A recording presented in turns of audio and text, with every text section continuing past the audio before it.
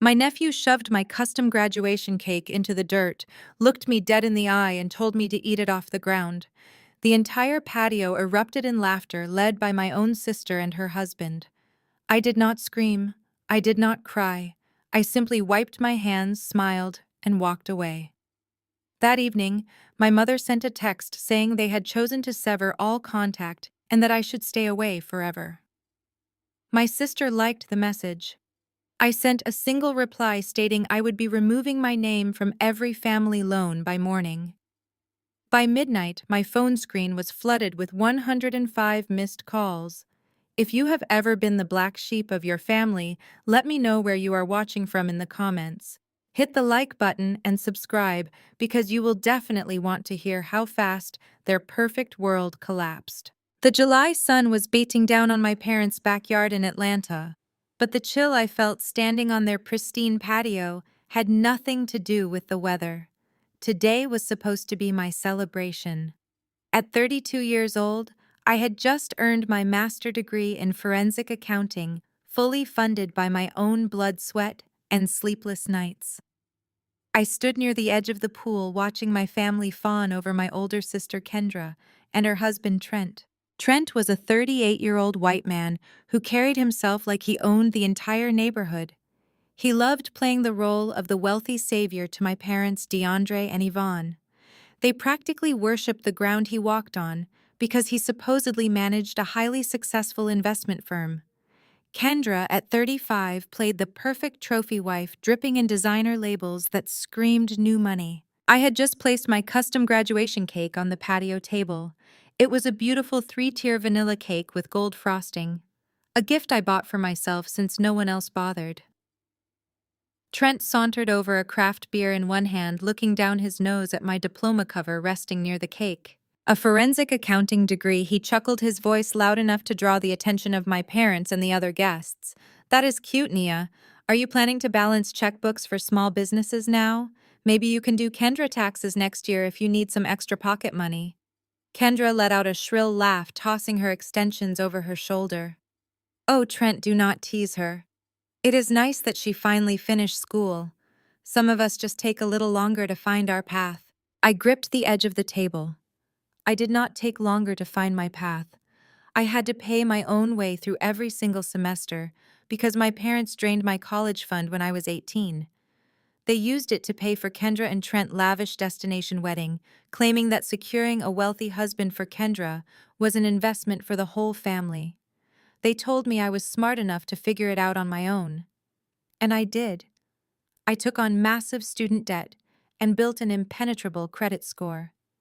But standing there listening to them belittle my achievement, the old wounds burned with a fresh intensity. Before I could respond, my 8-year-old nephew Jaden ran up to the table. Jaden was the golden grandchild, a boy who had never been told no a day in his life. He grabbed a handful of the gold frosting from my cake. Jaden, please do not do that, I said firmly, pulling the cake slightly out of his reach. I have not even cut it yet. Jaden glared at me. He grabbed the edge of the cake board and yanked it hard. The entire 3-tier cake toppled over the edge of the table, landing with a sickening splat in the dirt and mulch of my mother flower bed. I stood frozen. Jaden pointed his sticky finger at the ruined cake, threw his head back, and yelled, "Eat it off the ground, Auntie!" I waited for the reprimand. I waited for Kendra to snatch her son up and apologize. I waited for my father to use his booming disciplinary voice. Instead, Trent let out a booming laugh.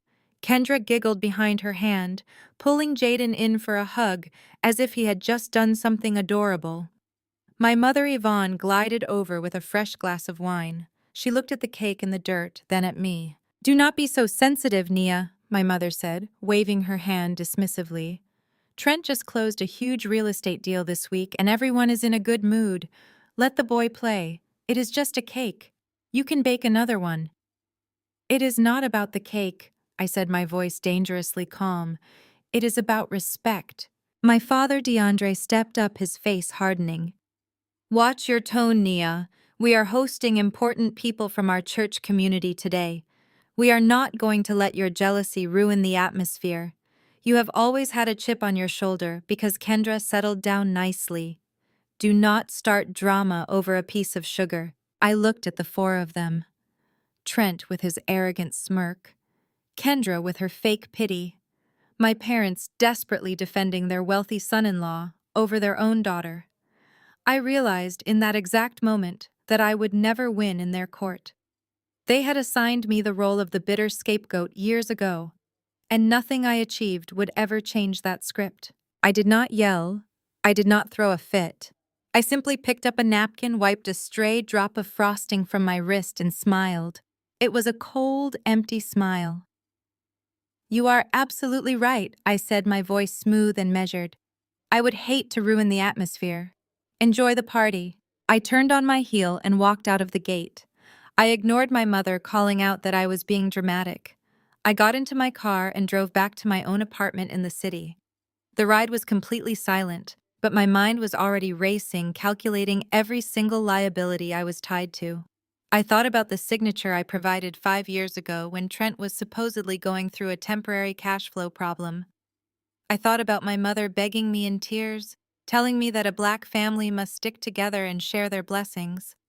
I had foolishly believed them. 2 hours later, as I was pouring myself a glass of red wine in my living room, my phone buzzed. It was a text message in the family group chat from my mother. "We have all discussed your behavior today," the text read. "Your attitude was an embarrassment to Trent and his family.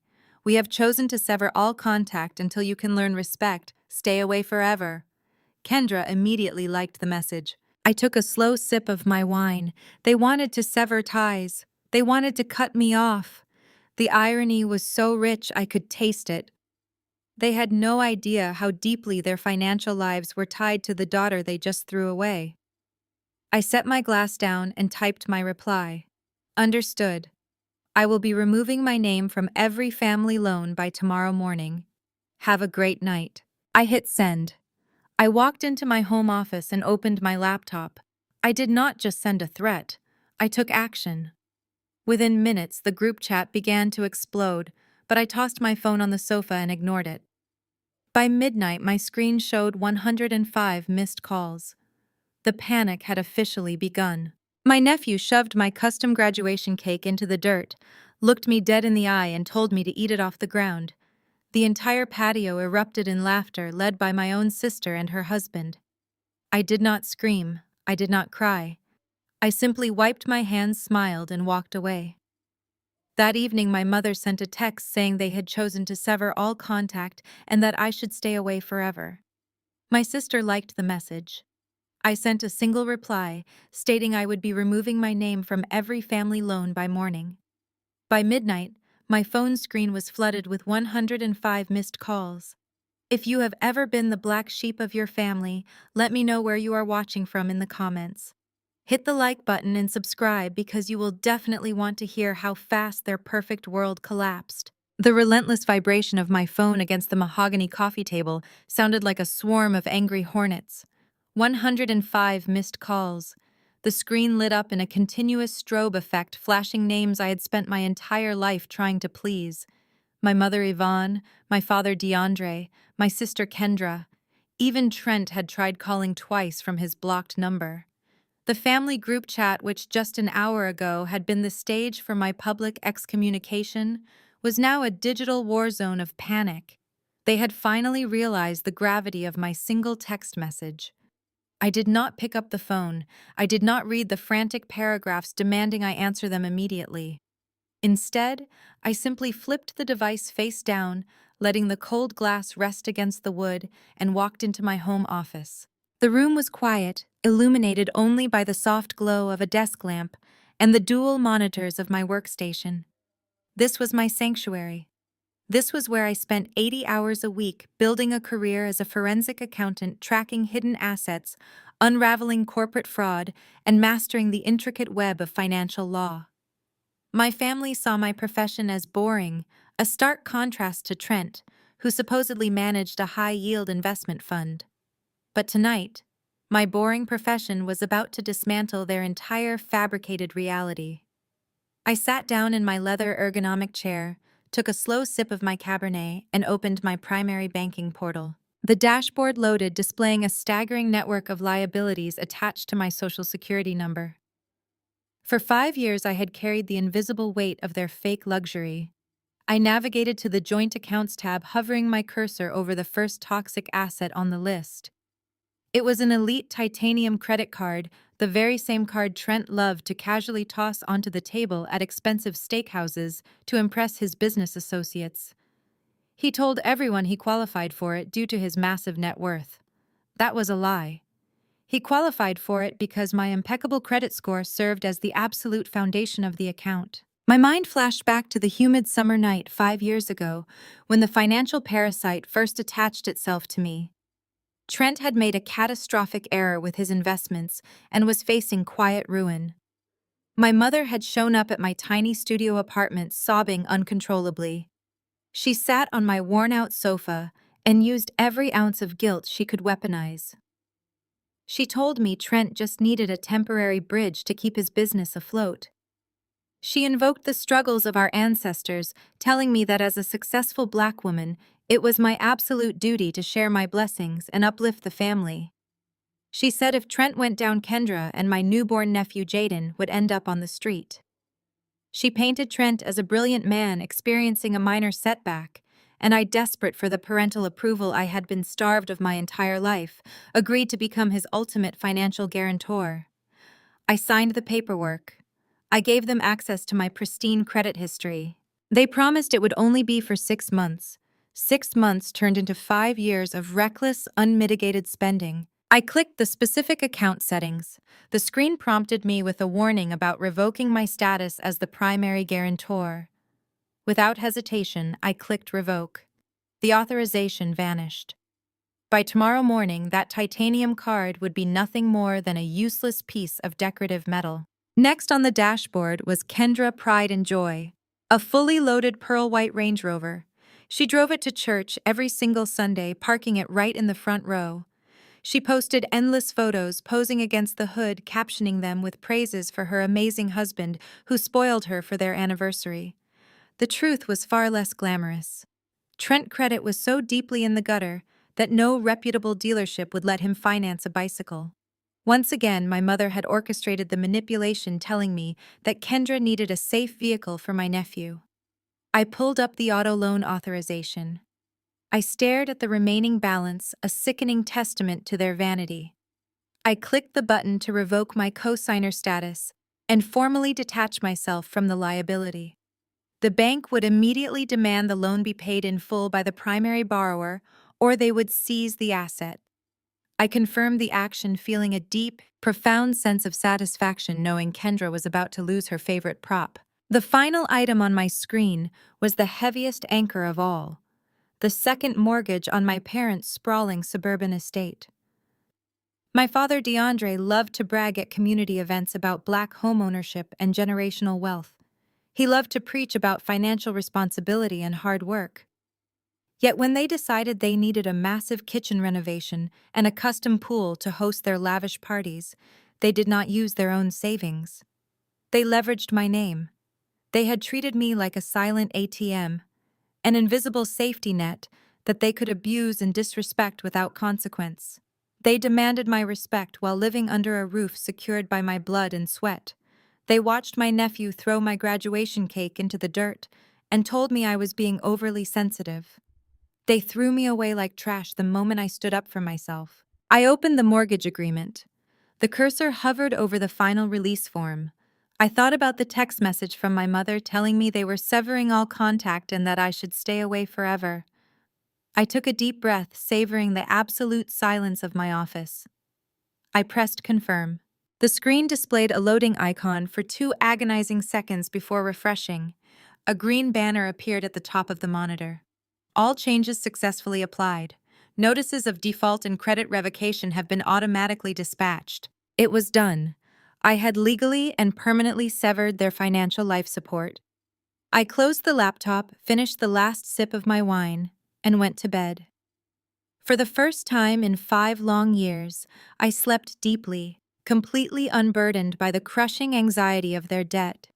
I slept with the peaceful certainty that the empire of lies they had built on my back was currently collapsing in the dark. Morning arrived with a violent disruption. It was exactly 6:00. The sun was barely up, painting the sky in pale shades of orange and gray. I was jolted awake by a thunderous, aggressive pounding echoing through my apartment. Someone was hammering their fists against my heavy front door, rattling the hinges. A muffled, furious voice bled through the woods, screaming my name. It was Trent. He was red-faced, unhinged, and absolutely frantic. I pulled my silk robe tight around my shoulders and walked down the hallway, the hardwood floor cold beneath my bare feet. The pounding did not stop. It only grew louder, accompanied by the heavy thud of a fist against the reinforced steel door.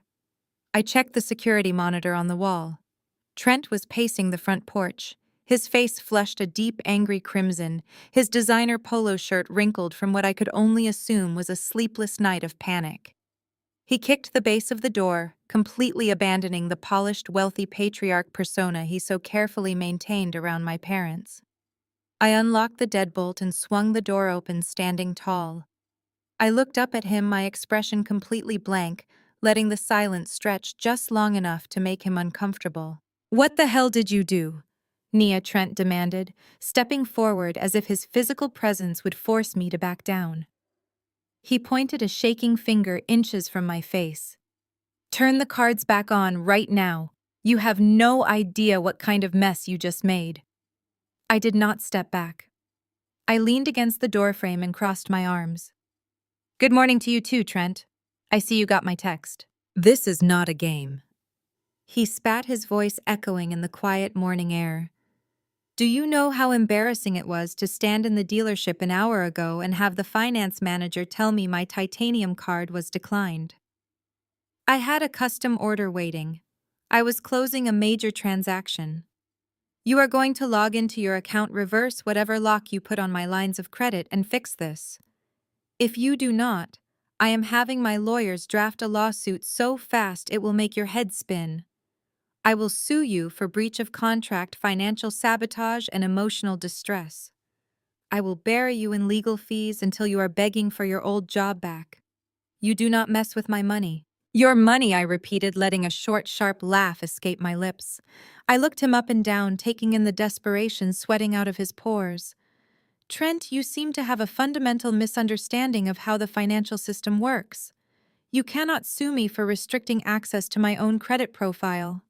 I am the primary guarantor. You are an authorized user. Or rather, you were an authorized user. As of midnight, you are nothing."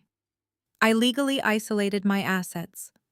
I filed the revocation forms directly through the portal, locked my social security number with all 3 credit bureaus, and flagged the accounts for potential unauthorized use. No lawyer in this state can force a bank to let you drain my credit score. Trent clenched his jaw, his eyes darting around as he realized his intimidation tactics were failing completely.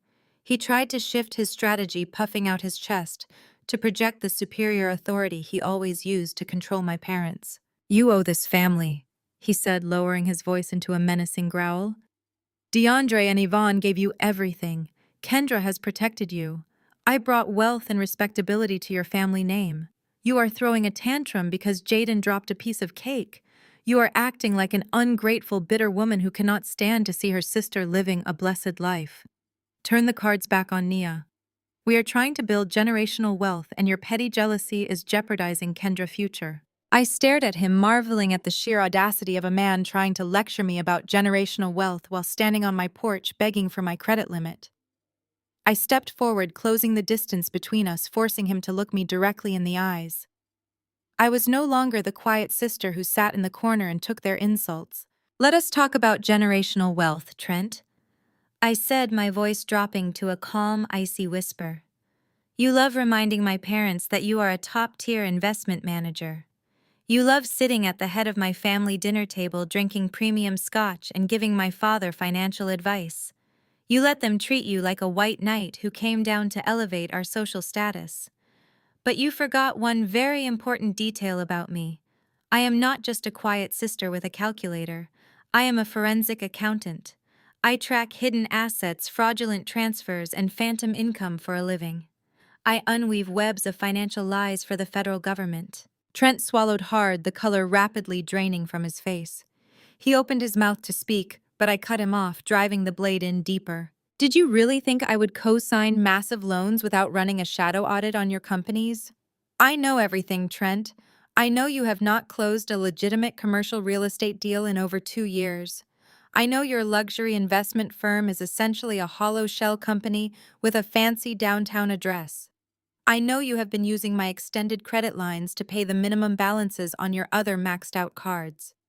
You are not building wealth. You are playing a giant, desperate game of financial musical chairs, and you have been using my perfect credit as the music. That is a lie, Trent stammered, taking a small step back, his arrogant posture completely crumbling. My business is highly diversified. You do not understand complex market liquidity. I understand that your liquidity is non-existent, I fired back.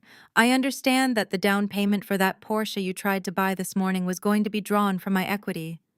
I understand that you have been living a high society lie funded by the very woman you and your wife laughed at yesterday. You told me my degree was cute. Well, my cute degree just audited your entire existence and you are financially completely broke. Trent looked like he was going to be sick. The realization that his ultimate secret was no longer a secret paralyzed him. He realized I held the power to destroy the illusion he had so carefully built around my parents. He raised his hands suddenly, pleading, his voice shaking. Nia, please, you have to listen to me. If those accounts stay frozen, the dominoes are going to fall. You do not understand who I owe money to. If I do not have access to that credit line by noon, they are going to come after the house. They are going to come after Kendra. We can work this out. I will pay you back every cent, just give me 30 days. I smiled warmly, tilting my head. I am not giving you 30 seconds, Trent. You wanted me to eat dirt. Now you get to eat the consequences of your own actions. Have a wonderful day. I reached for the door handle, ready to shut it in his panicked face. But before I could pull the heavy wood closed, a loud, grinding mechanical noise echoed from the street. Trent and I both turned to look. A massive, heavy-duty tow truck with flashing yellow lights turned the corner of my quiet street. It slowly backed into my driveway, the hydraulic lift humming loudly in the morning air. The hum of the tow truck vibrated through the pavement, shaking dew off the hedges lining my driveway. Trent spun around, his frantic eyes darting to my calm face. He stepped backward, trembling. It was here with a purpose. The screech of premium tires shattered the quiet. A pearl-white Range Rover swerved onto my street, slamming to a halt behind the tow truck. The driver door flew open. My older sister Kendra stormed out. She was fully dressed in her country club best, clutching a Birkin bag. Her face was contorted into a mask of pure fury. She stomped up my driveway, completely ignoring the tow truck blocking her path. She bypassed her panicking husband and marched straight toward me, jabbing a finger. Nia, what is wrong with you? Kendra shrieked, her voice carrying shrill entitlement. Do you have any idea what you have done? Trent was trying to finalize paperwork at the dealership, and the finance manager humiliated him. He called me in a panic because your name is glitching on the accounts. You need to call the bank right now and fix this system error. You are embarrassing our family. I did not move. I let the camera of my own perspective orbit her slowly. She genuinely believed this was a computer glitch. She thought her sister was a malfunctioning software piece that needed a reboot. I looked at Trent violently, shaking his head silently, begging her to stop talking. But the golden child never knew when to stop. Did you hear me? Kendra yelled. Mom and Dad are already furious about that stunt you pulled yesterday. Do not make this worse for yourself, Nia. Fix Trent accounts and I will let you come to dinner. The sheer delusion radiating from her was suffocating. I thought back to the day that Range Rover was purchased. Kendra's own credit score was completely trashed from reckless shopping. My mother cornered me in my kitchen, weeping about how Kendra needed a safe vehicle for Jaden. She guilted me into putting my flawless financial history on the line so her daughter could look wealthy. I carried the legal liability for years while Kendra treated me like hired help.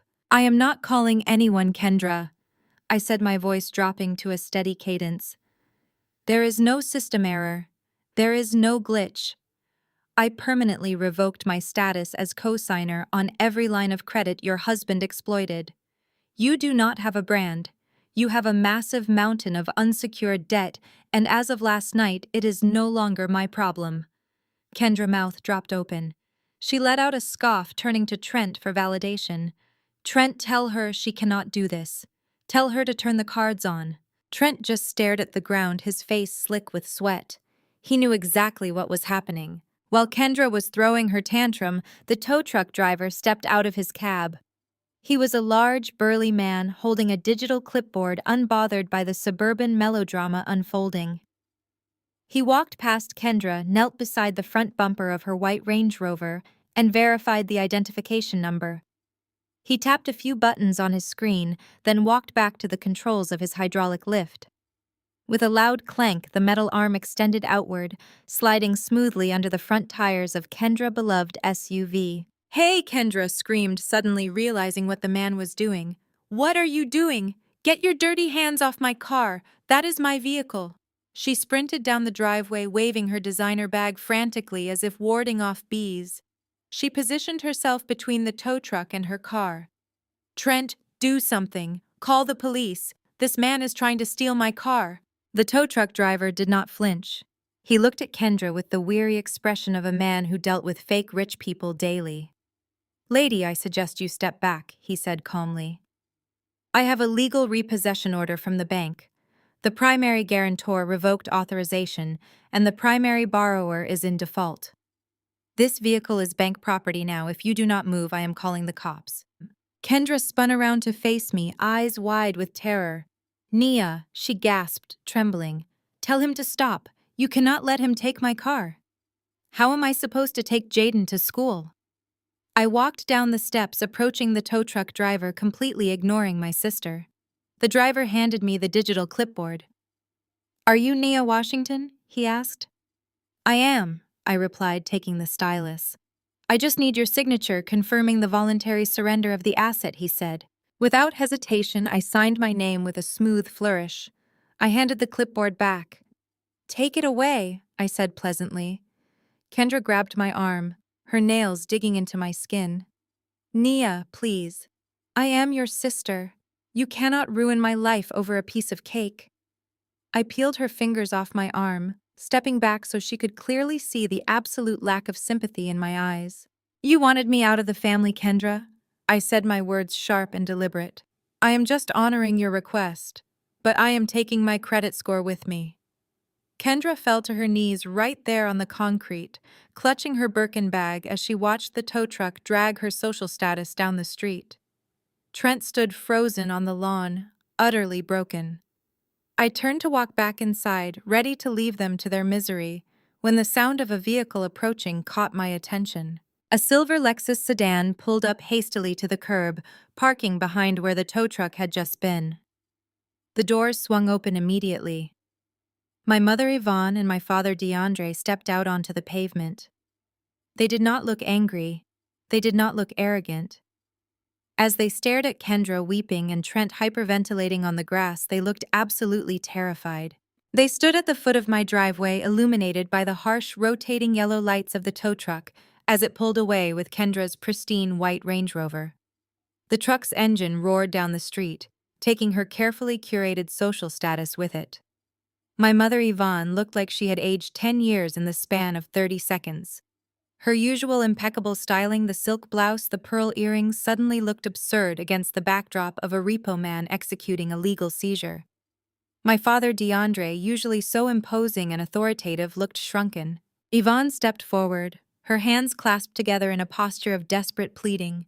She bypassed Trent, who was still hyperventilating on the grass, and ignored Kendra, who was sobbing into her Birkin bag.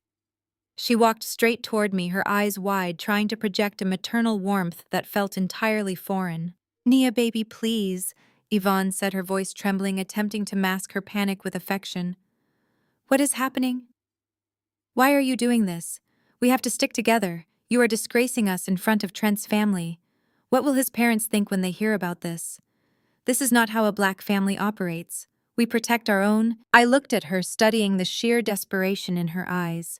It was a masterpiece of manipulation, a sudden invocation of racial solidarity and familial duty from a woman who had just 12 hours prior texted me to stay away forever. I let a slow, cold smile spread across my face. "Stick together," I asked, my voice slicing through the morning air, sharp and precise. Protect our own. That is a fascinating concept, Mom. When exactly did that policy start?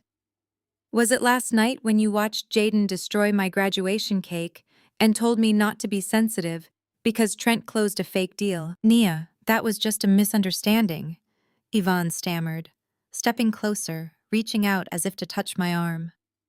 We were just trying to keep the peace. You know how stressful Trent's work is. I took a step back, refusing her touch. Or did this policy of sticking together start 5 years ago? I continued, the volume of my voice rising, carrying across the manicured lawns of my quiet neighborhood. When you sat in my studio apartment crying just like you are now, begging me to put my name on Trent's credit cards because his business was failing and Kendra was going to lose her house. Yvonne flinched, looking nervously at DeAndre, who remained silent, his jaw clenched tight. No, wait, I said, shaking my head mockingly. I know exactly when you abandoned that policy. It was when I was 18 years old. It was the day I got my acceptance letter to Howard University, and I asked for the college fund you and Dad had been saving since I was a baby. Do you remember what you told me, Mom? Do you remember the exact words? Yvonne swallowed hard, her eyes darting to the ground. She knew exactly what she had said. You told me I continued weaponizing the past, turning it into a verbal blade, that there was no college fund. You told me you had emptied it, every single penny, and why to pay for Kendra's lavish destination wedding to this broke man right here. I gestured toward Trent, who was staring blankly at the empty space where the Range Rover used to be. We needed to secure Kendra's future, Yvonne cried, abandoning the soft, pleading tone, her voice rising defensively. Trent came from a good family. It was an investment. You were always so smart, Nia. We knew you could figure it out. We knew you could get scholarships. Kendra needed the help. An investment, I repeated the word, tasting bitter in my mouth. You invested my future in a man who just had his credit card declined at a car dealership at 6 in the morning. You invested in a man who has been living off my credit score for 5 years. You did not secure Kendra's future. You bought her a temporary illusion, and you made me pay for it. DeAndre finally stepped forward, his chest puffed out, trying to reclaim his patriarchal authority. That is enough, Nia, he boomed, pointing a finger at me. You will not speak to your mother this way. We gave you life. We raised you. We put a roof over your head. You owe us respect. Respect. I laughed, a short, humorless sound. Respect is earned, Dad. And you lost mine the moment you decided my achievements were secondary to Trent's ego. You lost it the moment you let a child humiliate me and then blamed me for reacting. You lost it when you sent that text last night severing contact.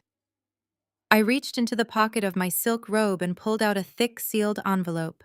I held it out toward DeAndre. What is that? He asked, his voice losing its thunder, suspicion replacing his anger. It is respect, Dad, I said smoothly. It is the ultimate form of respect. I am respecting your wishes. You wanted me out of the family. You wanted to sever all contact. I am simply fulfilling your request completely and legally. DeAndre hesitated, looking at the envelope as if it were a bomb. He slowly reached out and took it from my hand. He tore open the seal and pulled out the crisp white document inside. I watched his eyes scan the first few lines. I watched the blood drain entirely from his face. I watched his hands begin to tremble so violently the paper rustled loudly in the quiet morning air. His mouth opened, but no words came out. He looked at Yvonne, then back at the paper, his expression one of sheer, unadulterated terror. DeAndre, what is it? Yvonne asked, panic rising in her voice. What does it say? DeAndre looked up at me, his eyes wide and completely defeated. It is a notice of default, I said, answering for him, my voice calm, professional, and utterly merciless. On your second mortgage, the one I co-signed, the one I revoked my authorization for at midnight. You have 30 days to pay the balance in full, or the bank will begin foreclosure proceedings on your house. The morning air was thick with the scent of freshly cut grass and the undeniable stench of panic. My parents stood frozen at the foot of my driveway, their eyes wide as they took in the absolute devastation of their golden couple. Kendra was still on her knees, her manicured hands gripping the handles of her Birkin bag as if it were a life preserver. Trent was pacing in tight circles near the curb, muttering to himself, his face pale and slick with a cold sweat. The silence was heavy, broken only by the distant hum of morning traffic and Kendra's dramatic, breathy sobs. Yvonne was the first to move. She adjusted her designer silk scarf, plastering on a face of deep maternal concern that I knew was entirely fabricated. She tiptoed past Trent and Kendra, avoiding them, as if their financial ruin was contagious. She walked up my driveway, stopping just a few feet away from where I stood on the porch. She did not look at me with the same seething contempt she had yesterday. Instead, she looked at me with the wide, pleading eyes of a woman who was rapidly losing control of her narrative. "Nia, my sweet girl." Yvonne began, her voice trembling with manufactured emotion. She reached out, her fingers hovering in the air as if she wanted to pull me into a hug. "What is happening here? Why are you doing this to your sister? We have to stick together. You know how important Black family unity is. We protect our own. You are disgracing us in front of Trent family. What will his parents think when they hear about this spectacle? This is not who we are." I stared at her outstretched hand, feeling absolutely nothing. The sheer audacity of her words hung in the air, a desperate attempt to manipulate me using the exact same guilt tactics that had worked for 32 years. She actually believed she could invoke racial solidarity and family loyalty to force me back into submission. She believed I cared more about the opinions of Trent's invisible wealthy relatives than my own survival. I did not step back. I did not lower my gaze. I looked her dead in the eye and let a cold, hollow smile spread across my face. "Stick together," I asked, my voice slicing through the humid morning air, sharp and unwavering. "Protect our own. That is a fascinating philosophy, Mom. When exactly did that policy start? Was it last night when you watched my nephew destroy my graduation cake and told me to stop being sensitive because Trent had supposedly closed a massive deal? Was it when you sent that text message telling me to sever all contact and stay away forever?" Yvonne flinched, her hand dropping back to her side. "Nia, that was just a misunderstanding," she stammered, glancing nervously back at DeAndre. "We were just trying to keep the peace. You know how stressful Trent work is. We were all just on edge." I took a step forward, closing the distance between us. "I am not finished," I said, my tone dropping to a dangerous whisper. "Or did this policy of sticking together start 14 years ago? I want you to look me in the eye and tell me about family unity. Tell me about protecting your own mom. Because I remember a very different policy when I was 18 years old." Yvonne swallowed hard, her eyes darting away. She knew exactly where I was going, and the truth was a territory she spent her entire life avoiding. "I remember the day I got my acceptance letter to Howard University." I continued, my voice growing louder, forcing Trent and Kendra to stop their weeping and listen. "I remember coming to you and Dad asking for the college fund you promised you had been building since I was a baby. Do you remember what you told me? Do you remember the exact words you used when you shattered my entire world?" "We did what we had to do," Yvonne cried, abandoning the soft, pleading tone. Her voice cracked, rising defensively. "We needed to secure Kendra's future. Trent came from a prominent family. We had to match their contribution. It was an investment for all of us. You were always so smart, Nia. We knew you could figure it out. We knew you could get student loans and scholarships. Kendra needed the help. We had to pay for that lavish destination wedding so she would be taken care of. An investment." I repeated the word, tasting like ash in my mouth. "You invested my future, my education, and my peace of mind into a man who just had his credit card declined at a car dealership at 6 in the morning. You invested in a man who has been secretly living off my credit score for 5 years. You did not secure Kendra's future. You bought her a temporary illusion, and you forced me to foot the bill. You disgraced me when I was 18, and you expected me to carry that disgrace in silence so you could play the role of the wealthy mother of the bride." DeAndre had finally heard enough. He stomped up the driveway, his chest puffed out, channeling the booming, authoritative voice he used to command respect at community meetings. He pointed a thick finger directly at my chest, his face dark with rage. That is enough, Nia. DeAndre bellowed, the sound echoing off the brick facade of my home. You will not stand here and speak to your mother this way. We gave you life. We raised you. We put clothes on your back and food in your mouth. You owe us respect. You will log into whatever system you hacked, and you will turn Trent accounts back on right now. You are tearing this family apart over pure jealousy. Respect. I laughed, a short, humorless sound that stopped him in his tracks. Respect is earned, Dad, and you lost mine the moment you decided my achievements were secondary to Trent ego. You demand respect while living a lifestyle entirely subsidized by the daughter you claim is a disappointment. You love to brag to your church friends about your massive house and your beautiful pool. You love to play the wealthy patriarch. But you are just as broke as the man sitting on my lawn. DeAndre took a threatening step forward, his hands balled into fists. I am your father, and I am ordering you to fix this mess. You will not disrespect me. I did not flinch. I reached into the pocket of my silk robe and pulled out a thick, formal envelope. It was heavy, sealed with a certified stamp. I held it out toward him, keeping my arm perfectly steady. What is that? DeAndre demanded, his booming voice faltering, replaced by a sudden creeping suspicion. It is respect, Dad, I said smoothly. It is the ultimate form of respect. I am respecting your wishes. You wanted me out of the family. You wanted to sever all contact. I am simply fulfilling your request completely and legally. Take it. DeAndre hesitated. He looked at the envelope as if it were a venomous snake.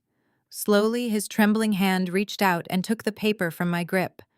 He tore open the seal and pulled out the crisp white document inside. I watched his eyes scan the first few lines. I watched the blood drain entirely from his face, leaving his skin a sickly ashen gray. His hands began to shake so violently that the paper rustled loudly in the morning air. His mouth opened, but no sound came out. He looked at Yvonne, then back at the paper, his expression transforming into sheer, unadulterated terror. DeAndre, what is it? Yvonne asked, panic fully taking over. Her voice was shrill, desperate. What does it say?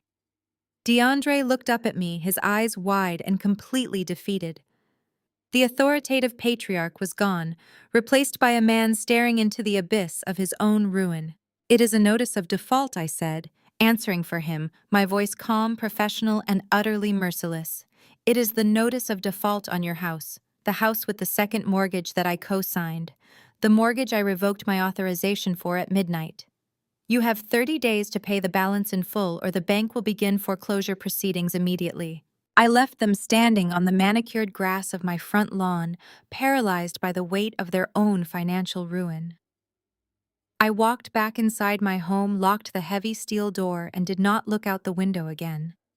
They had 30 days to save the house they had fraudulently financed, and I had exactly 0 days left to care. I spent the rest of the week ignoring the increasingly desperate voicemails left on my work phone. The panic had transitioned from rage to outright terror, but I knew my parents too well to believe they would simply accept defeat. They were cornered, and cornered animals rely on their sharpest instincts. For Yvonne and DeAndre, that instinct was public manipulation. They needed a stage to control the narrative before the truth of their bankruptcy could leak into their social circles. 72 hours later, the scene shifted to the opulent fellowship hall of Greater Grace Ministries.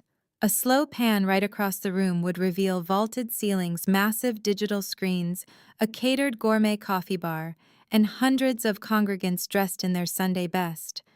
This was not just a church. It was a high society country club where my parents had spent 2 decades purchasing their status. I knew exactly where they would be and exactly what they would be doing. They were doing damage control.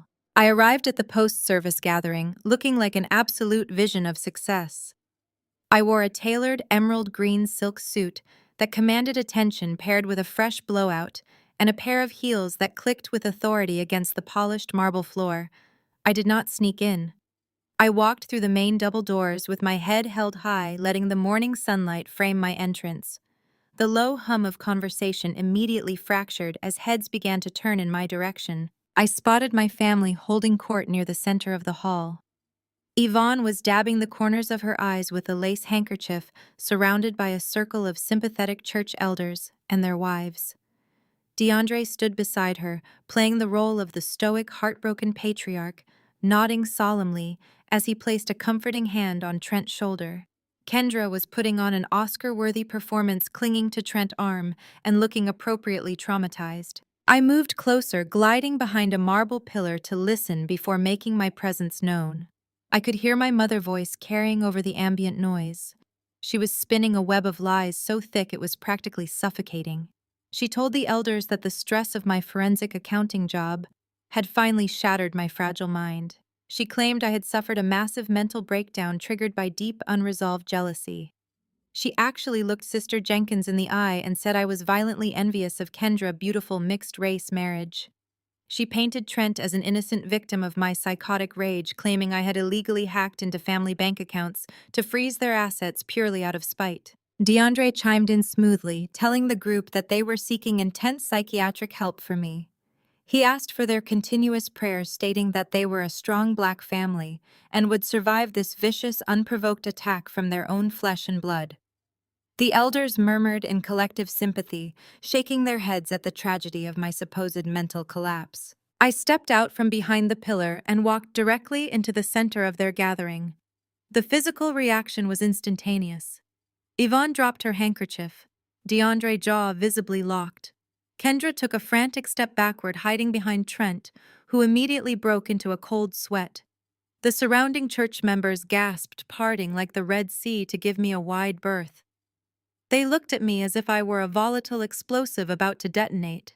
Before my father could formulate a command to dismiss me, Pastor Miller stepped forward. He was a charismatic man who wore custom-tailored suits and drove a luxury sedan purchased entirely by the congregation tithes. He viewed my parents as top-tier donors and was clearly eager to protect them. He stepped directly into my path, blocking my access to my family. He placed a heavy paternalistic hand on my shoulder and offered a smile coated in a sickening layer of pity. "Nia, my child," Pastor Miller said, his voice dripping with condescending warmth. "We have been so deeply worried about you. Your mother and father just shared the heavy burden of your recent struggles.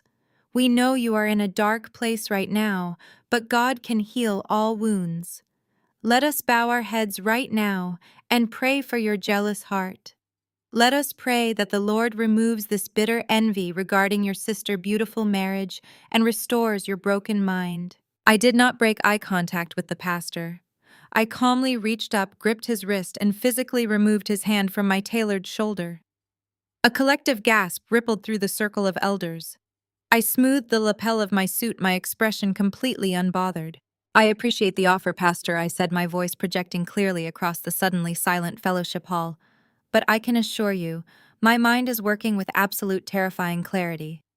And as for my sister marriage, I have zero jealousy for a woman whose husband had his credit card declined at a car dealership on Thursday morning because he has been secretly living off my credit score for 5 years."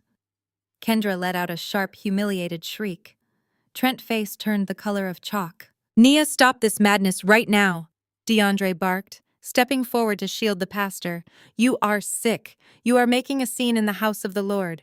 You need to leave before I have security escort you out. You will not disrespect us here." I ignored my father entirely, keeping my focus locked on the pastor and the influential elders standing behind him. I knew exactly how to dismantle their fake reality. My parents cared about one thing above all else: their reputation in this building. They had used the church to legitimize Trent, convincing the elders to trust him with lucrative financial responsibilities. They had weaponized this congregation against me, and I was going to use that exact same weapon to burn their empire to the ground. I smiled, a slow, predatory expression that made Pastor Miller take a nervous step backward. I reached into my designer handbag and smoothly pulled out my digital tablet. I unlocked the screen, adjusting the volume to its maximum setting. "Pastor." Before we pray, I said, my voice echoing in the absolute dead silence of the hall. "Let us look at where the church building fund donations actually went." I tapped the screen of my tablet. Earlier this morning, I had walked into the empty sanctuary and quietly paired my device with the main Bluetooth receiver of the fellowship hall. The church had recently spent tens of thousands of dollars on a state-of-the-art surround sound system to amplify their sermons and worship music. Today it was going to amplify their sins. A sharp electronic beep echoed through the massive room, instantly silencing the lingering whispers of the congregation. Then the unmistakable frantic voice of my brother-in-law rang out from the high-definition speakers mounted in every corner of the ceiling. "DeAndre, you have to authorize another wire transfer by noon." Trent's voice pleaded through the speakers, sounding breathless and utterly pathetic. "The bookies in Vegas are not extending my line of credit anymore. They are threatening to come to the house. I need $50,000 right now." My father's voice responded, heavy with panic but equally complicit. "Trent, are you out of your mind? We have already skimmed over $200,000 from the building fund. If Elder Thomas asks to see the quarterly ledger, I cannot cover this up again. You promised me that last horse race was a sure thing. You promised me we would double the church money and put the principal back before anyone noticed. I will win it back."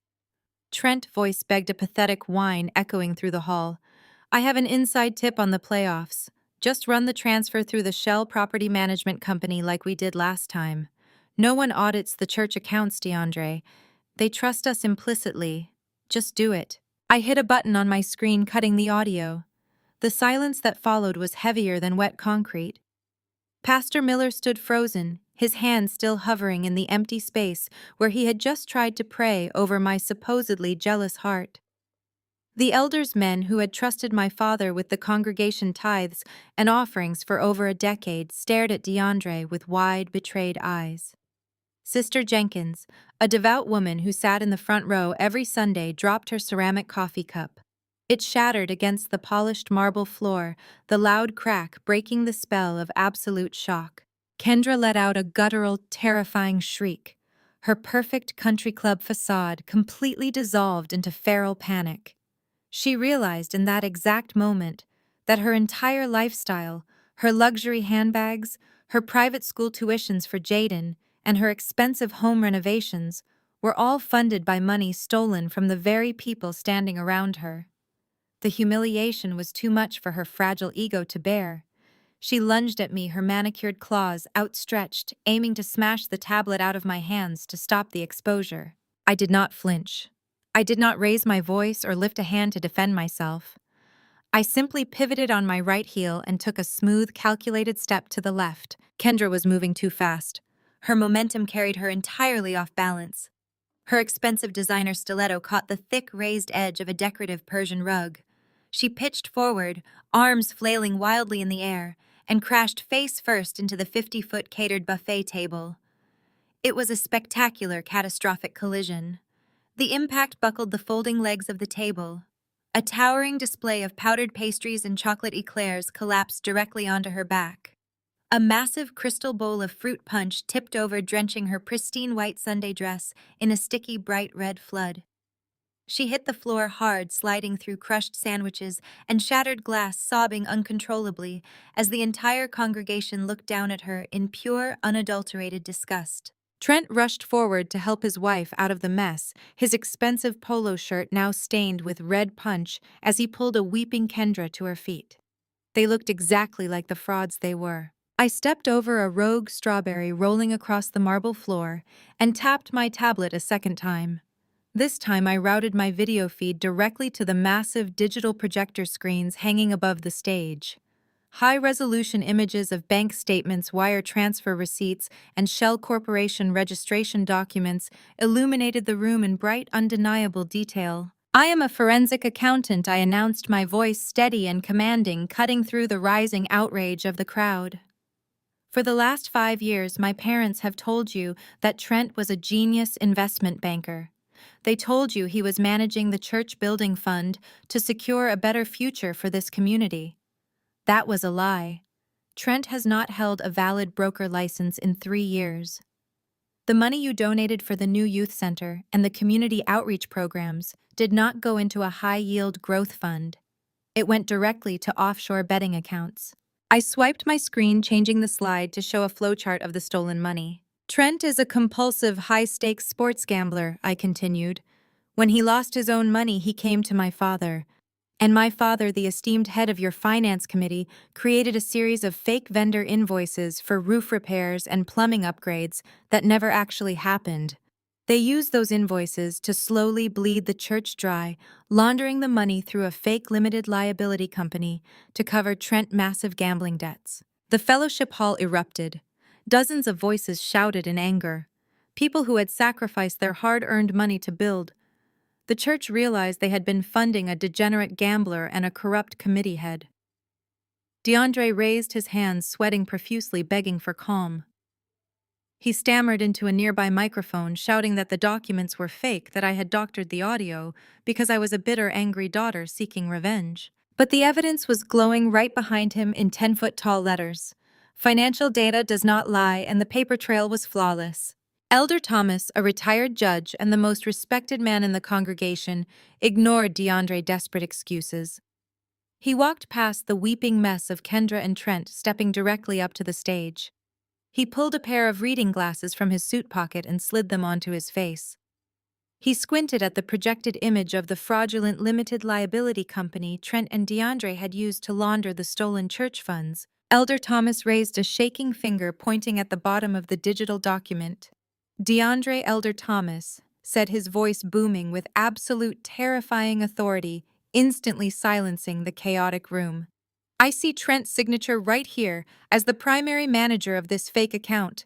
I see the money transfers leading back to his gambling debts. But who is the secondary managing partner listed on this corporate charter? Every eye in the building followed Elder Thomas' finger to the giant screen. The name printed in bold, undeniable ink at the bottom of the fraud document, legally binding them to the embezzlement, was not Trent. It was not DeAndre. It was Yvonne Washington. The collective gasp that erupted from the fellowship hall was deafening. Elder Thomas lowered his hand, his stern gaze locking onto my mother. Yvonne stood frozen in the center of the room, the color completely drained from her meticulously contoured face. The designer silk scarf she had been clutching slipped from her fingers and pooled quietly onto the marble floor.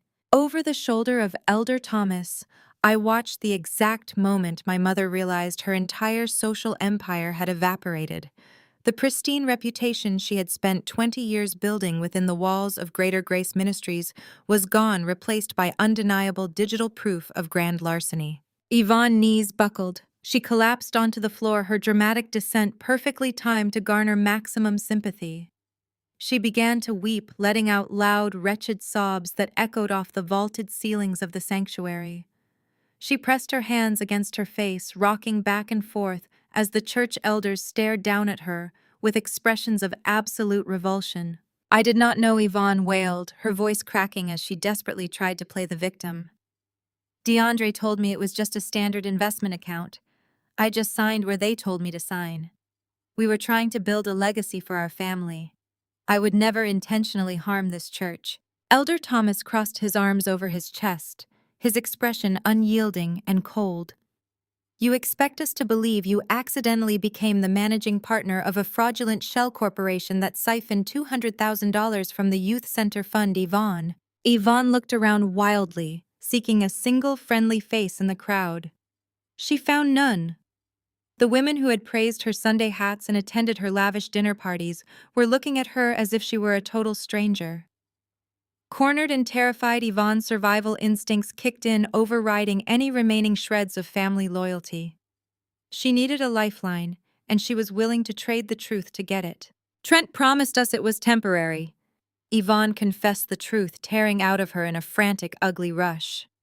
She pointed a trembling finger at her son-in-law, who was still trying to scrub red fruit punch out of his ruined shirt. He said the church money was just sitting there doing nothing. He said if we let him leverage it for his high-yield investments, he would double the congregation money and buy DeAndre and me a vacation home in Martha Vineyard. We just wanted a place for the family to gather. We just wanted a piece of the life he came from. He promised he would put the principal back before the quarterly audit. A low murmur of intense disgust rippled through the crowd. They had not just stolen to cover gambling debts. They had stolen out of pure, unadulterated greed, funneling tithes into a fantasy of upper-class leisure. I stepped forward, my heels echoing sharply against the floor, forcing the attention of the entire room back to me. "A vacation home?" I asked, my voice deadly calm, slicing through my mother theatrical sobbing.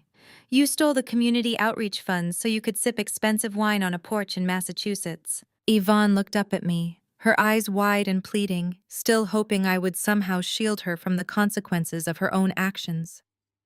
"Nia, you have to understand. We wanted to elevate our family name.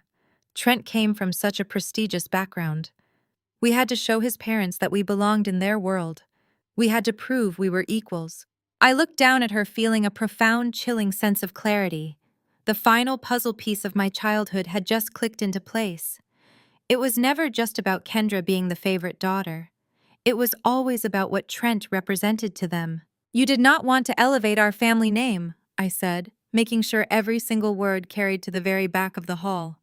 "You worshipped his proximity to whiteness and his supposed wealth. You were so desperate to be adjacent to his country club pedigree that you handed him the keys to your entire life. You thought associating with him made you better than the hardworking people in this room. You sacrificed your own community, the very people who trusted you, just to appease a mediocre man who viewed you as nothing more than a convenient ATM." I turned my gaze toward DeAndre. My father was staring at the floor, his broad shoulders slumped, utterly humiliated by the public dissection of his pathetic social climbing. "And you sacrificed your own daughter," I continued, my voice unwavering. "You let him destroy my credit score. You let Kendra disrespect my home and my boundaries. You constantly demanded I shrink myself so Trent could feel big. You sold me out to buy yourselves a cheap illusion of status, and now that the illusion is completely shattered, you are sitting on the floor crying because you got caught." The silence in the room was absolute. My words hung in the air, a heavy, undeniable truth that stripped away the last remaining layers of my parents' manufactured facade. They had traded their integrity, their community, and their eldest child for a seat at a table that did not even exist. Trent, realizing the entire room had completely turned against him, began to panic. The influential elders were glaring at him with open hostility. DeAndre was glaring at him with murderous intent. Kendra was still sitting in a pile of crushed pastries and spilled punch, looking up at him for a reassurance he could no longer provide. Trent knew the church would press charges. He knew the police would be involved before the day was over. His smug arrogance evaporated instantly, replaced by a vicious, cowardly desperation. He violently pushed away from Kendra, ignoring her cry of surprise as he stepped out of the sticky mess of the buffet table. He wiped the sweat from his forehead, his eyes darting frantically toward the main exit doors. He needed a scapegoat, and he found one sitting right on the floor. "I had nothing to do with that, LLC," Trent shouted, his voice cracking with sheer hysteria. He pointed a shaking finger directly at Yvonne, his face contorted with rage. "She is lying. Do not listen to her. She is a crazy, manipulative woman." Kendra gasped, her hands flying to her mouth, completely horrified. "Trent, what are you saying?" she cried out, her voice muffled by tears. "I am telling the truth," Trent yelled, throwing his hands up in a frantic gesture of surrender to the elders. "I was just trying to help them invest legally. Yvonne was the mastermind. She is the one who set up the Shell Corporation. She forged those documents and forced me to transfer the funds because she was desperate to maintain her lavish lifestyle. She threatened to cut me off from the family and ruin my marriage if I did not help her steal from the church. I am a victim here. She orchestrated the entire fraud." The words hung in the fellowship hall like a guillotine blade that had just been released. "I sent the complete unredacted audit to the IRS Criminal Investigation Division 3 days ago. If anyone had been filming from the balcony, the wide shot would have captured a masterpiece of shifting power." I stood completely unbothered in the center of the room, an island of absolute stillness, surrounded by a rapidly expanding radius of panic. The entire congregation, the elders, the gossiping aunties, and the wealthy donors had physically taken a synchronized step backward, leaving my family isolated on their island of ruin. I owned the space. I controlled the air in the room. Decades of being the scapegoat, the financial mule, and the emotional punching bag had crystallized into this single moment of total dominance. Trent's arrogant sneer melted off his face instantly. The color drained from his skin, leaving him a sickly, translucent gray. The sweat that had been beading on his forehead now poured down his temples, soaking the collar of his punch-stained polo shirt. His knees actually buckled, forcing him to grab the edge of the nearest folding table to keep from collapsing. "Nia, wait." Trent stammered, his voice cracking into a pathetic, high-pitched whine. "You did not have to do that. We can fix this privately. My family has high-powered lawyers. We have fixers who handle this kind of thing every day. They will bury this paperwork. We will frame the shell company as a clerical error. We will say Yvonne just signed the wrong tax form." He took a desperate step toward me, his hands raised in a gesture of frantic surrender. "You just have to call them back." He begged, the panic entirely consuming him. "Call the IRS right now. Tell them it was a mistake. Tell them you misread the ledgers. Tell them you sent a draft by accident and you are retracting the whistleblower complaint. You are my sister-in-law, Nia. We are family. You cannot do this to me." I looked at him, my expression completely flat. "You want me to call federal agents and commit perjury to cover up your embezzlement?" I asked, my voice carrying effortlessly across the silent room. "That is your brilliant legal strategy, Trent. You spent 5 years treating me like a peasant while spending my money, and now you want me to risk federal prison to save your country club membership?" Yvonne let out another wretched wail from the floor. She scrambled to her knees, reaching out toward Elder Thomas, who immediately took 3 rapid steps backward, holding his hands up as if she were carrying the plague. No one wanted to be adjacent to federal tax fraud. Kendra could not handle the destruction of her reality. She pushed herself up from the wreckage of the dessert table. Her pristine white Sunday dress was a ruined, sticky mess of red fruit punch, crushed vanilla cake, and smeared chocolate frosting. Her expensive hair extensions were matted to her tear-streaked face. She looked like a deranged, spoiled child throwing a tantrum at a birthday party. She lunged past Trent, closing the distance between us, and grabbed my arm. Her manicured nails dug painfully into the silk sleeve of my suit. "You are a monster!" Kendra screamed, her voice echoing hysterically off the vaulted ceilings. "You are a cold, bitter, jealous monster. You are destroying our entire family over a stupid grudge. What about Jaden? Think about your own blood. You are going to let your nephew father go to prison. He is just a little boy, Nia. He needs his dad. How can you be so heartless to an innocent child?" Kendra was using the ultimate manipulation tactic. When the lies failed, when the gaslighting was exposed, she immediately weaponized motherhood. She expected the church members to gasp in sympathy for the poor, innocent child. She expected me to crumble under the weight of maternal guilt. I looked down at her hand gripping my arm. I reached over and peeled her sticky frosting-covered fingers off my sleeve one by one, dropping her hand back to her side with deliberate disgust. I glanced across the room. Jaden was standing near the remains of the buffet, his face smeared with chocolate, clutching a stolen iPad and watching his parents melt down with a blank, entitled stare. I looked back into Kendra's red, hysterical eyes. "Jaden told me to eat dirt," I said, my voice dropping to a harsh, unforgiving whisper that only she and Trent could hear. "You can eat federal charges." Kendra gasped, physically recoiling as if I had struck her across the face. She stumbled backward, bumping into Trent, who was now hyperventilating. DeAndre found his voice one last time. He marched forward, his face purple with rage, trying to salvage any shred of patriarchal authority he had left. "You are dead to me, Nia," he bellowed, pointing a shaking finger at my face. "You hear me. You are no daughter of mine. You are cut out of this family forever." "I am not your daughter," I replied smoothly. "I am your primary creditor, and you have 27 days left to save your house. I suggest you stop yelling and start packing." Before my father could formulate another threat, a sudden sharp commotion erupted at the back of the fellowship hall. A woman standing near the massive glass entrance doors let out a startled cry, pointing a trembling hand toward the parking lot. The collective attention of the room violently shifted away from the stage. Through the floor-to-ceiling windows, the congregation watched as two black unmarked SUVs jumped the curb, bypassing the designated parking spots and pulling directly onto the paved walkway leading to the church entrance. The heavy doors of the vehicles swung open in unison. Men and women wearing tactical gear and dark windbreakers stepped out onto the pavement. Printed across the back of their jackets in bold, bright yellow lettering was the unmistakable acronym of the federal government. The heavy double doors of the fellowship hall swung open with a synchronized, resounding thud that echoed into the rafters.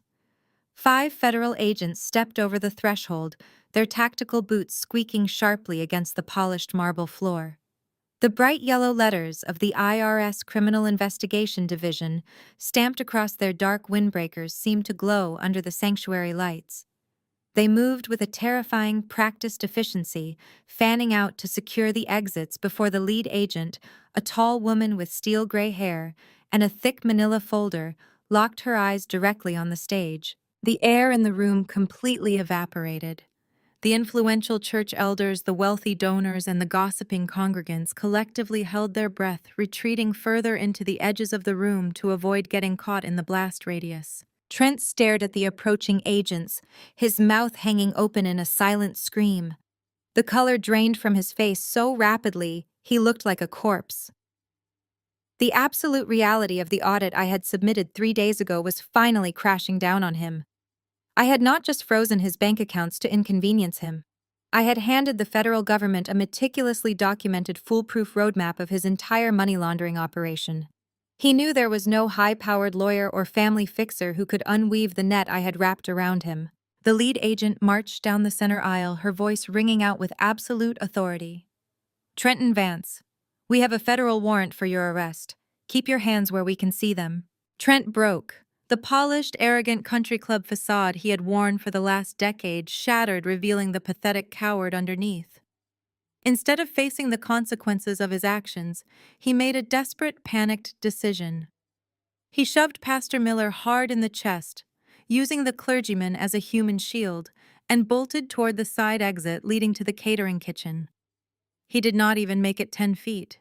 In his blind panic, Trent forgot about the wreckage Kendra had created moments earlier. His expensive leather loafers hit the slick puddle of spilled fruit punch and crushed vanilla cake. His legs flew out from under him, and he crashed hard onto his side, the breath leaving his lungs in a loud, painful wheeze. Before he could even attempt to scramble back to his feet, 2 agents were on him. They grabbed him by his custom-tailored shoulders and slammed him face first into the marble floor. Trent let out a pathetic yelp as an agent pinned his arms securely behind his back. The sharp metallic click of handcuffs snapping shut echoed like a gunshot through the silent church hall. "Trenton Vance, you are under arrest for multiple counts of federal wire fraud, tax evasion, and money laundering," the lead agent announced, her voice projecting clearly for every single member of Greater Grace Ministries to hear. "You have the right to remain silent.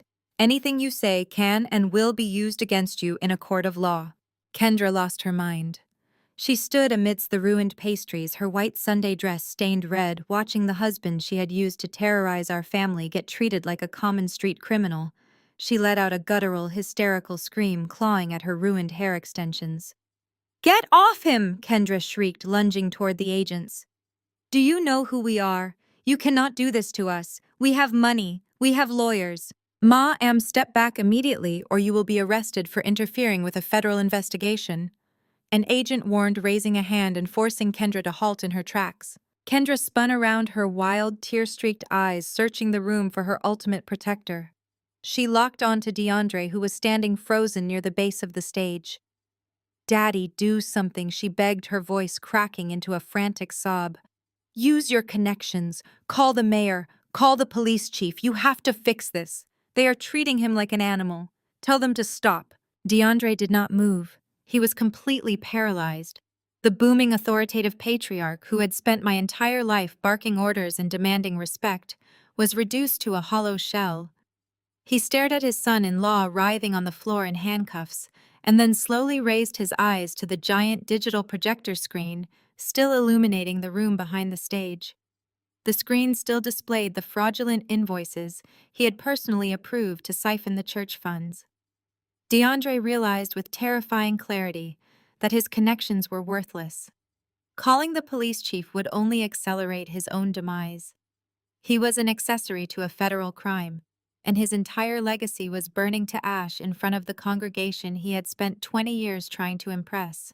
He opened his mouth, but no words came out.